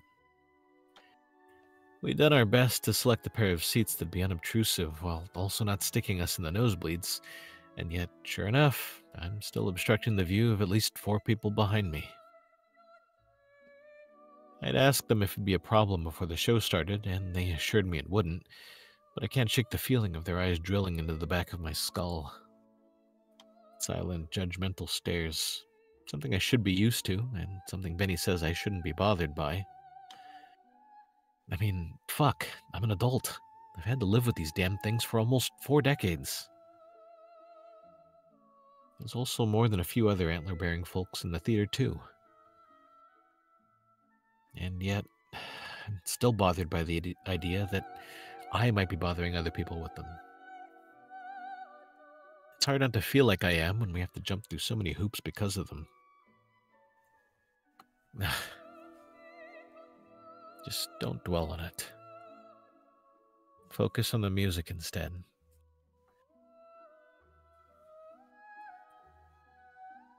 It's really hard to focus on the music when we've got this argument hanging over us, though. I wonder if Benny feels the same way.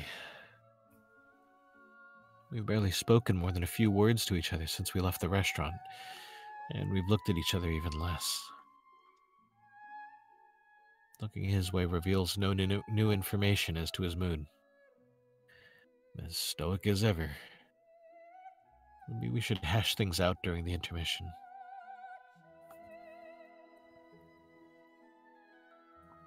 God, this crowd sucks, too. Benny's broad shoulders are causing me to venture ever further into the personal space of this sweet old feline lady on my left. The few whispered apologies I'd offered at the start of the show now feel like half-hearted, disingenuous epitaphs.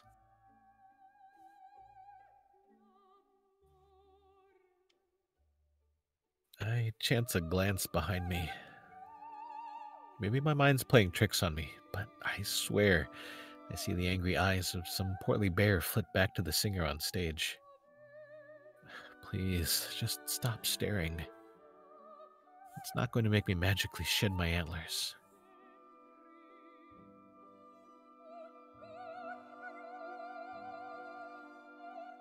This is the last song before the intermission, right? I reach down to my side for the playbill, and with that movement, I swear I feel Benny's eyes on me. The feeling disappears just as quickly as it came as I pull the playbill out and review the program, finding that this is indeed the last song before the intermission. He probably thought I was reaching for my phone. Wait, so what if I was? Surely he knows I wouldn't be that much of an insensitive ass to just start writing in the middle of a concert. Letting our spat at dinner fester like this was such a dumb idea. Okay, the crescendo. Good. I really need to go get some air during this intermission. There's just way too much going on right now. There's a dull throbbing in my head that just won't go away. I can't focus on what I want. I can only focus on what I don't. The stairs, the argument, my writing, my ideas slipping away. Falling back into an endless loop of writer's block, stuck staring at that horrid blank canvas in that dingy office. My paws grip into the armrest with each pounding thought. Am I having a panic attack? Wait, would I even know if I'm having one? I've never had one before. At least I think I haven't. Am I just overstimulated? That's happened more than once. It's that. Gotta be. I need to get out of here. I don't waste any time getting out of my seat as the applause starts. And Benny notices, or at least I think he does, as I shuffle out of the row and into the aisle. He might have even called after me, but I can't hear anything over the cheers. I make it up the stairs of our aisle, coming right up to the now open doors before I feel a firm paw on my shoulder. It stops me in my tracks, and I turn to face its owner. Naturally, it's Benny. Xavi, hey, you okay? Crowd getting to be too much for you? Well. He has to shout over the applause and shuffling as others begin to vacate their seats. Of course, he's asking if I'm okay. Always so considerate, even when we've had a fight. Oh, he's too sweet. I'm fine. Not really.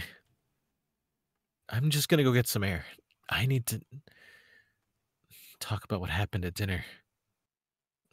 Go clear my head. Benny knows that what I've said isn't what I think. He's always had a good beat on me. And that just makes my fur bristle more. He's always had a good beat on me. That's why he's always so patient with my insecurities about my antlers and more scatterbrained habits. So why was he such an asshole about my writing? I groan, and at first I think it's inaudible. The shift in Benny's demeanor is evidence to the contrary. I need some air. My affirmation prompts a loosening of Benny's paw, but his piercing gaze remains. Yeah. Want me to come with you? Part of me wants to say, yes, of course. We've got to talk things over after all. But as people shuffle past us, crowding us in this narrow entryway, I really don't feel like being around anyone right now. No. Shit. He probably thinks I'm too mad to even be around him. I mean, I am mad, but not that mad.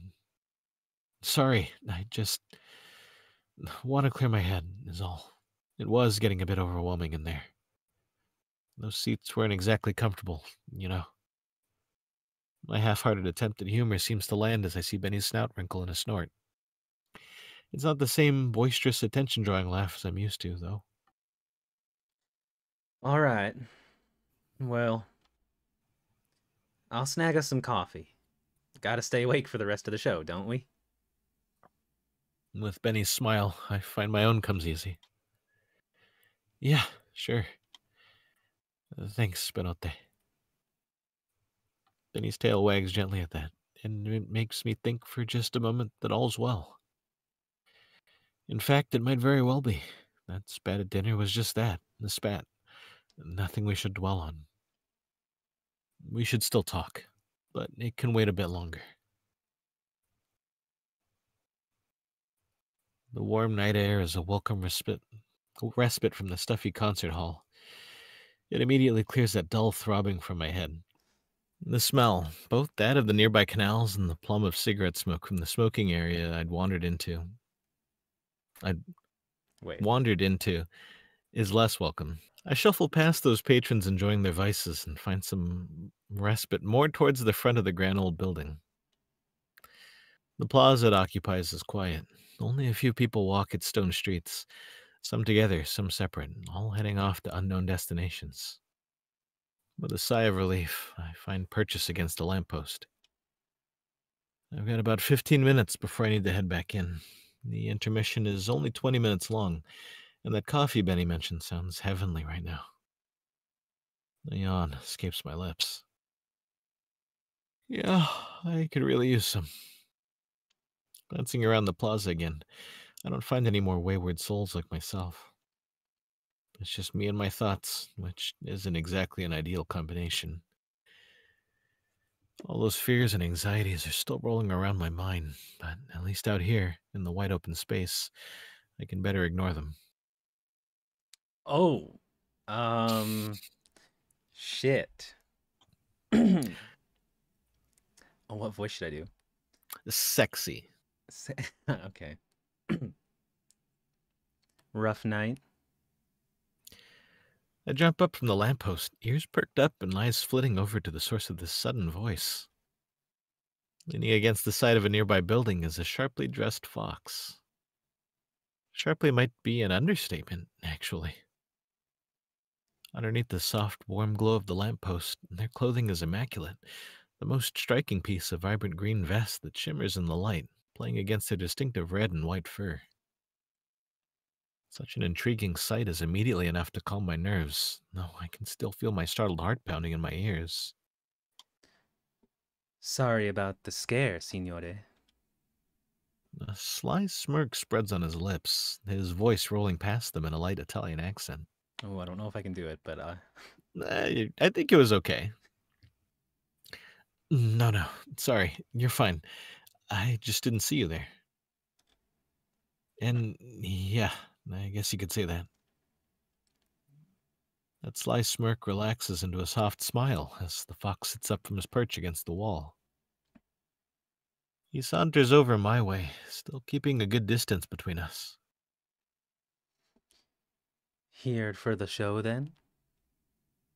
Yeah, just catching some air before the intermission ends. Hmm. Well, those things can be pretty boring. Reaching into a vest pocket, the fox pulls out a carton of cigarettes.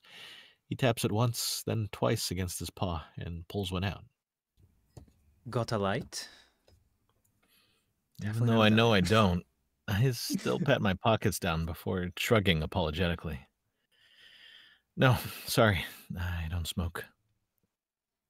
He lets out a high-pitched yet reserved laugh, twirling the cigarette between his fingers. Neither do I, signore. That sly smile returns. There's some others just around the corner who might have one. Hmm. Good to know. He begins to head off in the direction I pointed out, but not before stopping just a ways past me.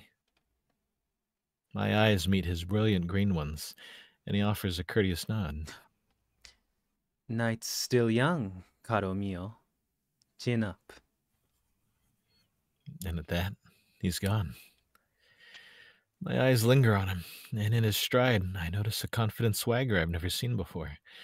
It's audacious and bold, his bushy tail swinging side to side as he walks. It's hypnotic, too, though its hold over me breaks as he rounds the corner out of sight. It only takes a few seconds for my paws to pull my phone out, and less than that for my fingers to become a flurry of activity. I'm not sure what about that interaction set my brain off, and what exactly inspired me. Maybe it was the suddenness of it. Maybe it was the vibrant, enticing personality of that fox. Or maybe it was just how surreal it all felt. In the end, it doesn't really matter. That short interaction gave me the inspiration I needed for my final character. Whoa! Neat. So cool. I'd seen somewhere during our vacation that the Italian word for red is rossi, and while it might be cliche, I can't think of a more fitting name for my fox fatale. Oh, cute. Very, very cute. Yep, it still makes me laugh. Anyway, Rossi will fit the role perfectly. I can't get that other fox's clothing out of my mind either, so for now, that's what Rossi will wear. I can always change it later on. Beyond Rossi's clothing, I'm actually considering making them non-binary, or at the least, not using masculine pronouns. It may come off as a bit heavy-handed for the time period of the story, but the idea of it is quite alluring for building a sense of mystery around the character. A sense of mystery that'll enrapture Sam as Rossi joins him on his mission. The concrete idea for what that mission will be also came with my inspiration for Rossi. and had the idea of Big Lug being investigated by Sam for involvement with an illegal goods smuggling ring, including narcotics, something the Mafia Don might not endorse, but lacked a way for Sam to get involved. Rossi is the perfect avenue for that involvement. They can provide the inciting action, the push for Sam to begin to tangle himself up more and more in this web of crime. They'll be the intermediary for an unknown to Sam's third party, a mysterious benefactor that seems to have as much interest in stopping Big Lug's activities as Sam does, but doesn't want to do so through the normal channels of law enforcement. Said benefactor isn't someone I've actually workshopped yet, but there's some ideas for them as well. It could be the Mafia Don himself, though I'd imagine he might have a lot of the police force in his pocket and could just work through them. It could also be another capo within the Mafia, a rival to the one Big Lug works for. While still within the Mafia system, they could be working to better things for the organization, make it more respectable in the post-war power vacuum. But they'd still be Mafia, and I'd imagine if Sam ever found out, he'd be angry to say the least. It'd provide an excellent dramatic moment for the two if Sam finds out Rossi is involved with the Mafia, if he's just been a pawn in some power scheme. Though I probably wouldn't cover that in the first book. Oh god, am I already thinking about ideas for a sequel? I need to reel it back in. Rossi's motivations and purpose aside, I'm picturing them as a very catty, playful character, but not in a childish way. If I were to compare them to another character, it'd be like that jackal from that old sci-fi show Benny likes. He always had quite the catty, playful attitude. Oh my god. But was also very competent and capable, if a bit overconfident. Jackson! I know what you are, Jackson. It's an excellent foil to Sam's own reserved nature. I think they'll play off each other well. I've just got to finalize some backstory details and... Fuck. I think my phone just died. I can see my visage reflected back in its blank black screen. Desperate presses on its side buttons yield no response. Yep, it's dead. I groan loudly at that. It's not that big a deal. My notes app is very reliable when it comes to autosaving. I probably didn't lose too much. Wait. What time is it? Oh no. How long have I been out here? It can't have been more than 10, maybe 15 minutes? Yeah, no. Everything's fine. I don't think I'd be locked out. Still plenty of time to head inside and enjoy that cup of coffee. Maybe there's some time to talk about what happened at dinner, too. That way we'll be able to enjoy the evening to its fullest and push aside that lingering argument. Not to spend any more time outside, I head around the corner of the Opera House, expecting to find a lingering crowd of smokers getting a few final puffs in before the show starts. Only, as I round the corner, I don't see anyone. This large alleyway is empty, devoid of any person and any sound, save for the soft buzzing of a lone street lamp above the side door. Oh yeah. I feel a pit form in my stomach as I move for the door. Please don't be locked, please don't be locked, please don't be... I pull on the handle, but can't wrench it free. It's locked. No. A few more tries and it's the same result. I wrap my knuckles against its cold metal, but they elicit no response. Only a cold, pervading silence. Estás odiando conmigo. Verga! Fuck! I kick the door, my hoof not budging it in the slightest. Again, there's no sign of a response. I'm not being let back in. Wait, I can just call Benny. Maybe he can come let me... The black screen of my dead phone greets me like a silent, mocking laugh. This has to be some sick fucking joke.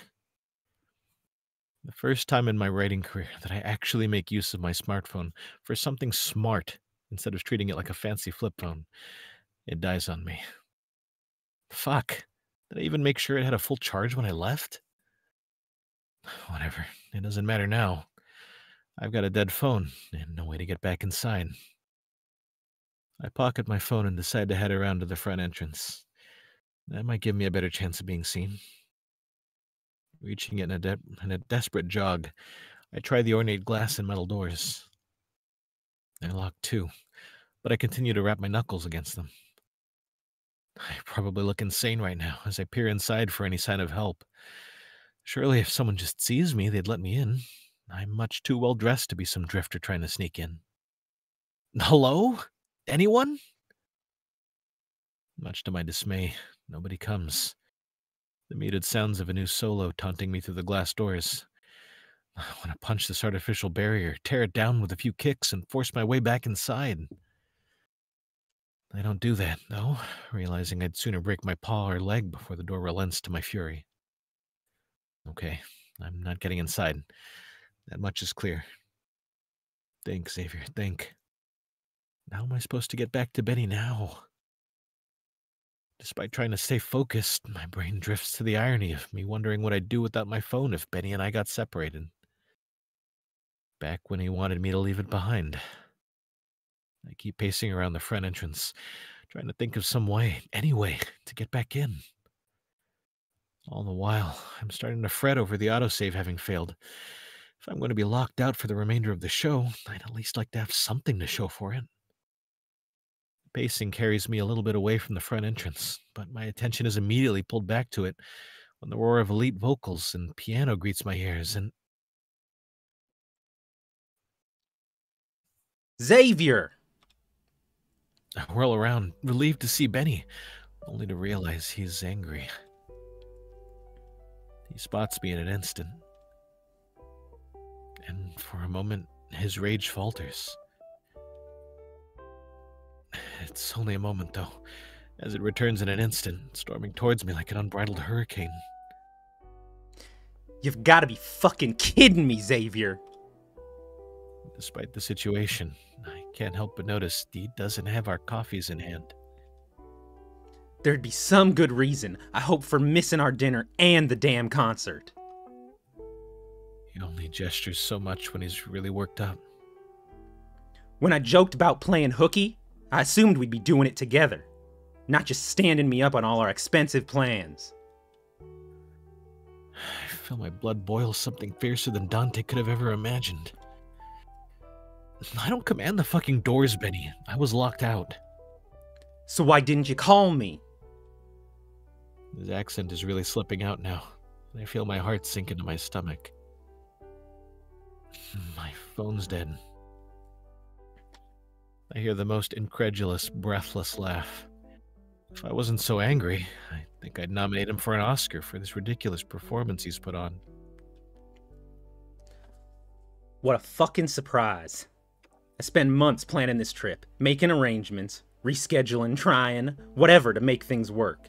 And of course, it's my flighty husband of all folks to jumble them. I scoff and look away. My English was near perfect for someone who was raised without it the first few years. Even after college, I was regarded as someone who spoke the language better than a vast majority of native speakers. But sometimes, in moments like these, it's like I have to start translating everything in my head again. You're being obtuse. Obtuse? Which one of us is the kettle here, Xavier? Probably me, since I'm bigger. Really fucking hilarious. You might could consider becoming a comedian if you're looking for work so bad. Alright, no more niceties. You're so unbelievably up your own ass that I'd have guessed you hadn't been late in a while. You turn my sister calling me into some big ordeal, you flip your lid and embarrass us in front of the locals, making us look like a pair of gringos, and now this? Maybe if I didn't have to track you down like some prize hunt when you should have been inside by now, I'd be a bit more reasonable. Instead, plans I've worked on for us are... Worked on for you. I never signed up for the crowded beach, or overpriced Italian cuisine, or fucking opera? Really? At what point did you assume I'd be enthralled by all these things you planned, with barely any of my input? I see his hackles raise again as he paces from side to side in front of me. I can't help but curl and straighten my fingers at my side, like some kind of cowboy ready to quick draw. Maybe if I could have roped you down from your own damn planet, you might could have given some suggestions then. Least you can manage if you ain't fucking writing. I feel my fists clench. Was it so hard to just not jot a few notes before you forget, instead of standing me up on our vacation? To just save it till we got back? My teeth grind in my mouth. Fuck. I've waited half a year to get a break from work, and the one time I escape it, you suddenly feeling inspired. So inspired to leave me hanging. Really wanted this time with you. You! We could have been anywhere else and I'd have loved it. He growls, and I feel myself staring boldly at him still anyway. Instead, you're wasting my time in a shithole of a smelly tourist trap, with our vacation in shambles. And for fucking what? To fuel your ego? I just want to not feel useless, okay? I'm shouting now. It feels less like this thing in the present, and more like I've let every frustrating moment from the past year channel through my throat, strain my larynx, and push out of my snout. Even Benny seems caught off guard by the outburst, and honestly, so am I.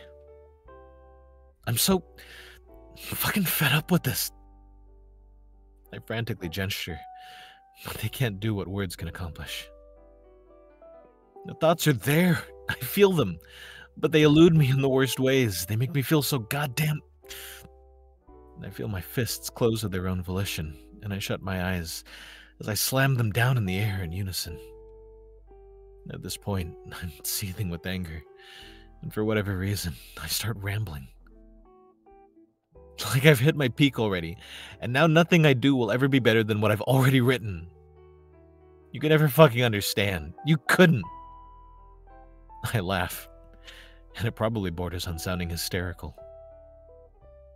Getting a promotion, the chance to move us to London, the fucking beautiful high-rise we afford on your income alone. What a wonderful life you get to live, and I'm here ruining it. I pause for a second, and I'm surprised when Benny doesn't speak up. I choke as I start to lose steam. I'm so tired, Ben. The words are mangling themselves as they come out, and my whole posture slacks and hunches. Tired of feeling like being some kind of burden, of needing to ask you for money to do anything, to needing you to support me, being unable to be at least productive while you're gone, and I saw the chance to finally just contribute, to make things better, and I don't want to lose it. I look down at the ground, and the fur around my eyes feels cold and clumpy. I guess I'm only capable of making things worse. I make a loud sniffle as I attempt to pry my gaze back up, to face Benny, only to realize he's looking away from me. I make you feel useless? His voice is barely audible, even the muffled belting of the performers inside almost masking his quiet, grumbly words. It only makes me feel worse. Benny. I see him look up, move over a bit quickly, and nearly knock me over when he gives me a tight hug with his large arms. God, I'm so sorry. The words come muffled through my clothes, and he pulls out of my neck to speak a little easier, his head coming to rest on my shoulder. I just wanted this to be time for us, and I made it about me, didn't I? Yeah, that sounds more like Benny. A bit of a martyr, but he knows when he's done something wrong. I huff, thinking something else is in order. He hasn't been the only bonehead. It's not all your fault. Might as well be. I mean, fuck. We could have simply cuddled on the bed while you wrote. Probably wouldn't have bothered me as much. He pauses, then grumbles again, having regained most of his composure. I'm still upset you didn't just say more. At that, I do my best to return the hug. It's hard with his arms pinning mine to my side, but I manage all the same. I went along with it all because you were so excited. I just want to do right by you every day until we both have headstones, side by side, and matching, of course. Bedazzled, right? I let out a hearty laugh, not expecting Benny to crack a joke right now. Hundreds of rhinestones, each. Now it's his turn to laugh. But I'm sorry too, you know. I was being a little obtuse too. I reckon it's why we belong together.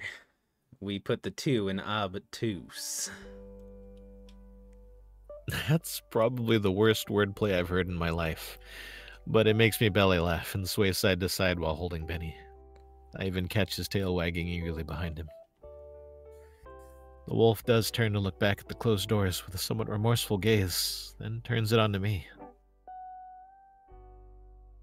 I'm also sorry about getting us locked out.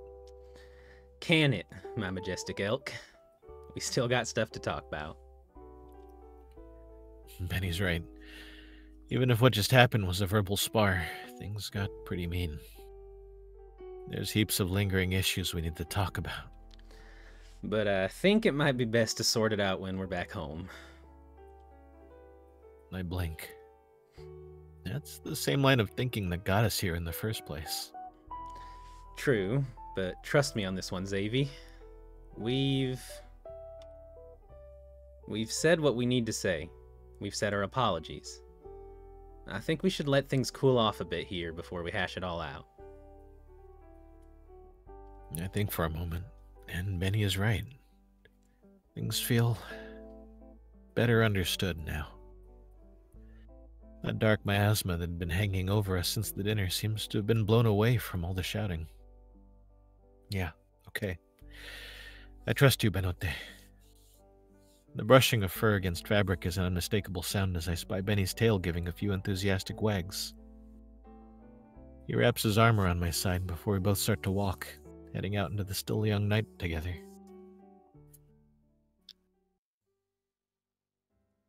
The cool winter air, a normally comforting embrace, does nothing for me tonight. It's an irritant.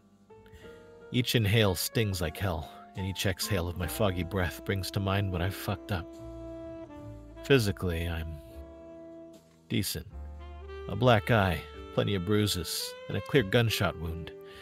Nothing a few good days of bed rest and more than a few bottles of whiskey won't fix. No surgery needed for the busted-up shoulder, either. Paramedics said the bullet went in one end and out the other. They said I should feel lucky. A few more centimeters up and it could have very well shattered your joint. And maybe they're right. Maybe I should feel lucky. I inhale and exhale again, muttering another silent curse to the wind before pulling the cigarette I hold in my fingers up to my lips. The sharp, long draw of tobacco burns like hell, too, but at least it calms my nerves. Only for a moment, though, as when I blow the smoke out through clenched teeth, I'm reminded of what I've lost. I'm a damned fool. Self-degradation doesn't suit you, caro mio.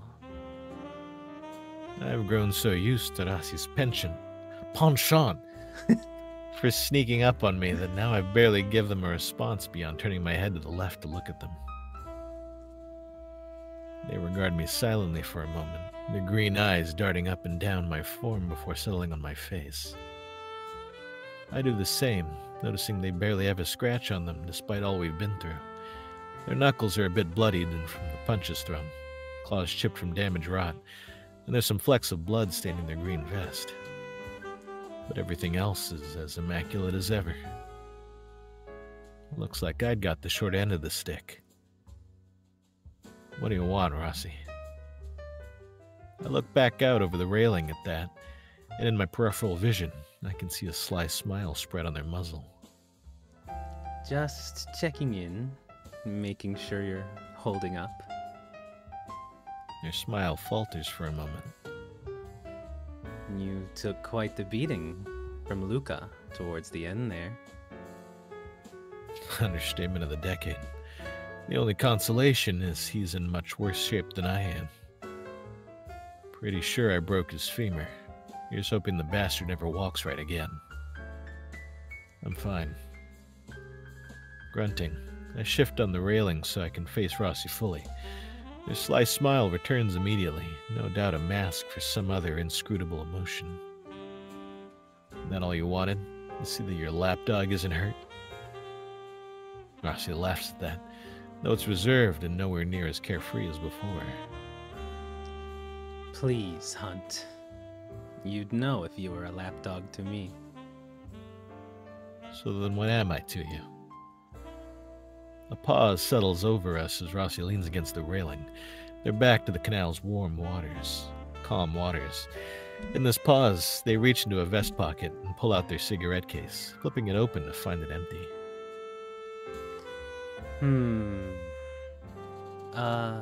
Friend? They ask this while giving the empty case a shake, their eyes alight with a silent plea. Even after all we'd been through this past week, despite how much I want to be mad at Rossi, they're still able to disarm me without a word. This hold they have over me was once maddening, but now, I suppose I've accepted it.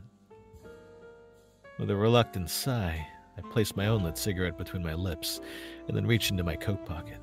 Thankfully, the carton I have isn't empty. If we were friends, you'd tell me who your employer is. Rossi smirks at that, plucking a cigarette from the carton. It's lit in one swift motion, and they take a long drag. How about partners? I don't even respond to that. Rossi laughs. So picky with the labels, Hunt. You're one to talk. Another laugh from Rossi as I finish off my cigarette, flicking the depleted butt into the water below. Things go as planned. I see Rossi's expression darken at that. They flip around on the railing, joining me and leaning over it. More or less. I'll need to talk things over with my employer, and make sure there isn't any loose ends to tie up. I don't like the use of that phrase, loose ends. Within the criminal element, it has quite a negative connotation, and perhaps from it I can glean an insight into just who Rossi works for. My running theory isn't exactly a comforting thought, but hopefully it stays a theory. A game theory! Oh my god, banned. Sorry. Rossi seems to have sensed my contemplation as they're quick to speak up again. One thing's for certain, though. Lorenzo Big Lug Luca is getting put behind bars alongside those involved with their little smuggling operation. The evidence you got out of that warehouse before it burned down is going to be enough to bring some harsh convictions down from up top. Up top? Another interesting choice of words. Glad I could be of service, then. I'm not sure if I intended it or not, but there's an extra dose of venom in those words. The disdain is practically dripping from my lips as they leave my throat. It's surprising. Rossi picks up on it immediately. Why so glum, Hunt? You did what you set out to do. Lorenzo's smuggling operations are in shambles. He and his underlings are going to be locked up. The streets are clean. For now. I grunt that out, slinking further into the railing, my eyes drawn down to the calm waters. The discarded cigarette butt sits there, floating on the surface, Every now and then, its bobbing causes some ripples in the water, but they're minuscule. They do little to disturb the wider whole. It's a fitting sight, perfectly encapsulating how I feel now. I might have got him off the streets, and he might get a firm sentence, but he was just an underling himself. Those above him are going to scurry back into the dark and swoop in when the time is right. Or worse, they'll remain out in the open, flaunting themselves with veiled disassociations and fake smiles. I clench my jaw for a moment, but can't hold it for long. I'm tired. Coming into this assignment, I'd felt optimistic, hopeful that I can continue to make a difference. Our community deserves as much after the war. We're all fed up with the fighting and simply want to live in peace. But seeing the corruption, the rot that continues to set in, the apathy taking root, I can't help but wonder if it's all for naught. What's the point if those truly responsible remain untouchable? Slumping further against the railing, it's then that I feel a soft touch on my arm. Rossi's moved closer. Their firm yet delicate paw and understanding expression is a cold comfort in this winter chill. Yet it's a comfort nonetheless. It's strange, really. I barely know anything about this mysterious fox. They fly into my life with an assignment, one seemingly aligning itself with my own goals. They work with me to see it through, and yet also seem to work against it. They're a conundrum. A clearly dangerous yet capable person, filled with ulterior motives and contradictions that I'm not even sure they know what they are. That much is clear as I look into their eyes right now. Thoughts dance behind them, seeming to form unspoken sentences as their lips remain shut. They do eventually speak, only after what feels like an eternity of us just staring at each other. We took a small step today. There's plenty more ahead, but we'll get there. Get where? With that, their understanding turns to yet another sly smile as they sit up from the railing. One final draw on the cigarette sends us plummeting to the pavement. Their paw lingers on my arm as they walk past, stopping for just a moment. See you around, caro mio. And then, they're gone. Their tail swishes behind them as they walk away, a familiar and confident swagger punctuating each step. Part of me wants to follow after them, to glean more insight into what exactly they meant. I'm not sure, actually, but the pull is there. Instead, I look back out at the canals with moonlight cresting over the artificial horizon of the city's architecture. Everything feels like it's gotten harder, like I'm way over my head with this moral crusade. I'm not even sure I can accomplish anything truly meaningful now. That far-fetched ending of bringing some semblance of peace to my fractured community, to myself, now seems more and more unlikely. These wounds bear a stark reminder that all this may end with me in the ground.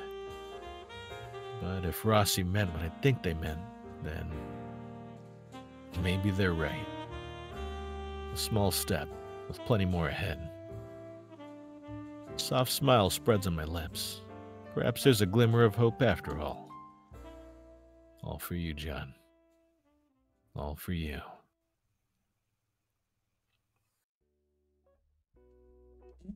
Out of the corner of my eye, I see Benny.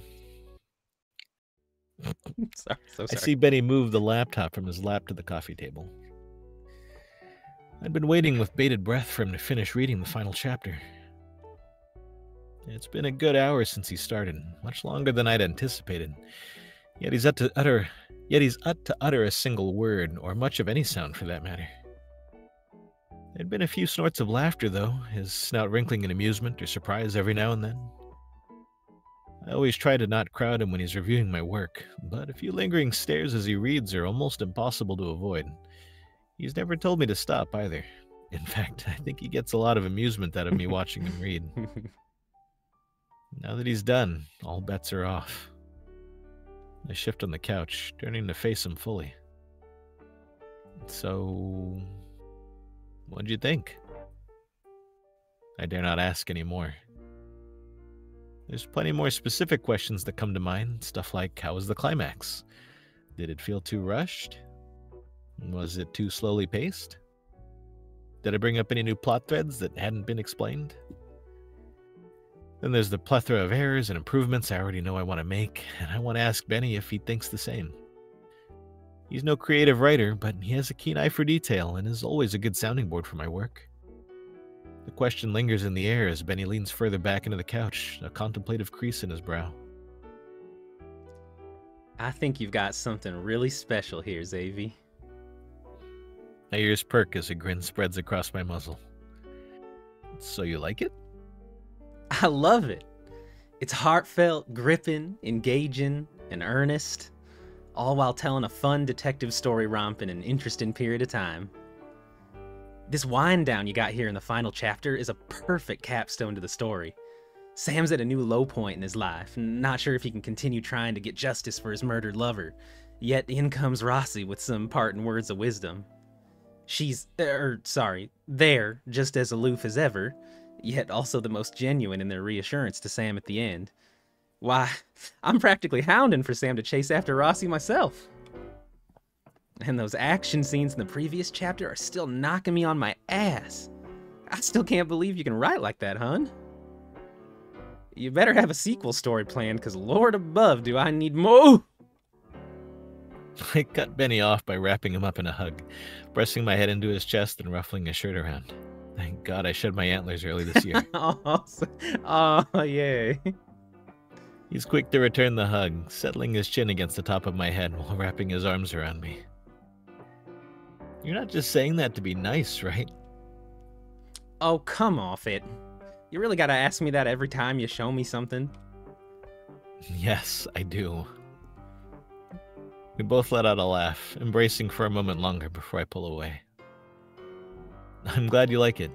It's still just the first draft, though. There's a few kinks I need to iron out, some dialogue I'd like to expand on. And some grammar you need to correct. Damn near started doing it myself. No, shut up. It's not that bad. Benny chuckles as I bap him on his snout. Just yanking that there chain of yours is all. I did highlight a few spots to double check, just in case you miss them. Thanks, honey. You think it's close to being ready to send off to your editor? Oh, God, no. No way.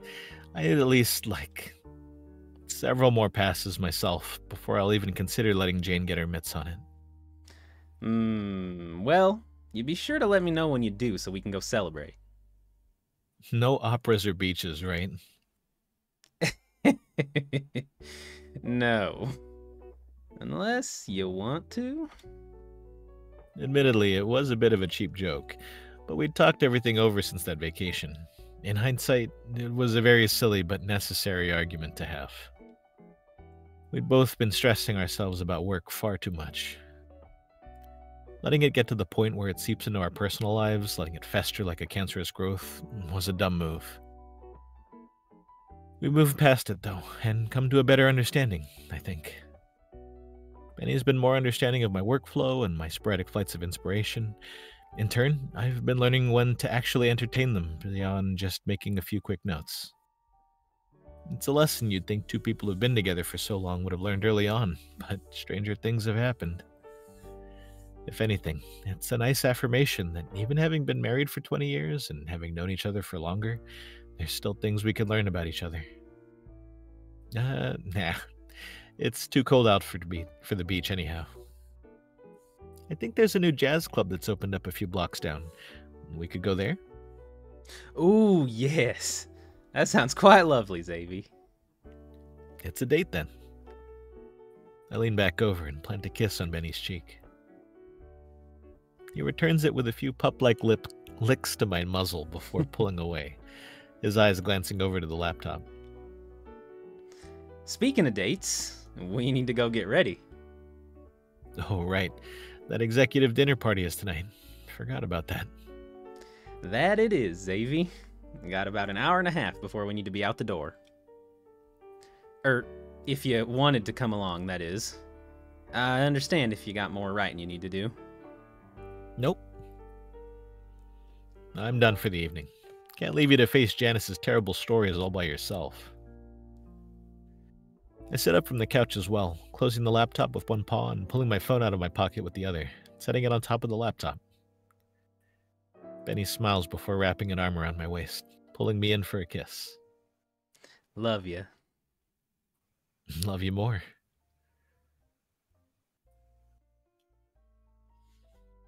Yes! Very cute. That was so good. Wow. Thanks so much for watching Icefang and I's read of Labor of Love. Jackson and Petrichor did such an amazing job. It was such a good story, and I was enthralled the entire time. I think my favorite thing about this VN was how mature and grounded it felt. It really felt like a breath of fresh air to see two main characters in a committed relationship and both in their mid-40s. Just really felt realistic. And that helped sell the characters' struggles during the course of this VN a lot. So yeah, once again, a round of applause to Petrichor and Jackson. And thank you again, Icefang, for being such an amazing person to read with. Such a good scene partner. It's always so easy to bounce off you. But yeah, once again, I'm Yu Gensho. I wanted to take a minute here to just talk about myself a little bit more in depth. Yeah, I am an up-and-coming voice actor and singer. As we talked about at the beginning of the video, I will be portraying Chase Hunter, the protagonist of Echo, in the Echo fan dub. I also voice a bunch of memes that I find either on Twitter or through the Echo Discord. I usually post those on my Twitter, or I post them in the Echo Discord. I'm very active on there.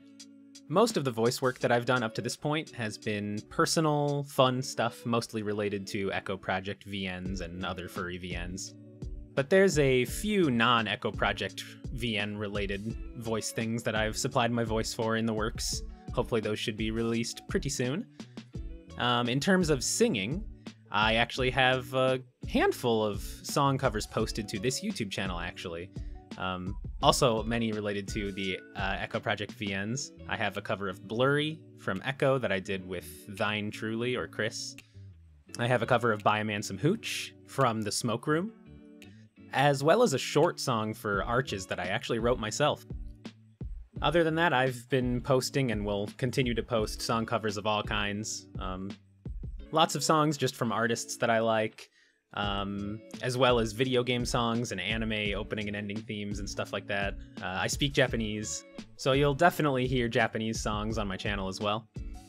But yeah, so that's pretty much what I'm about.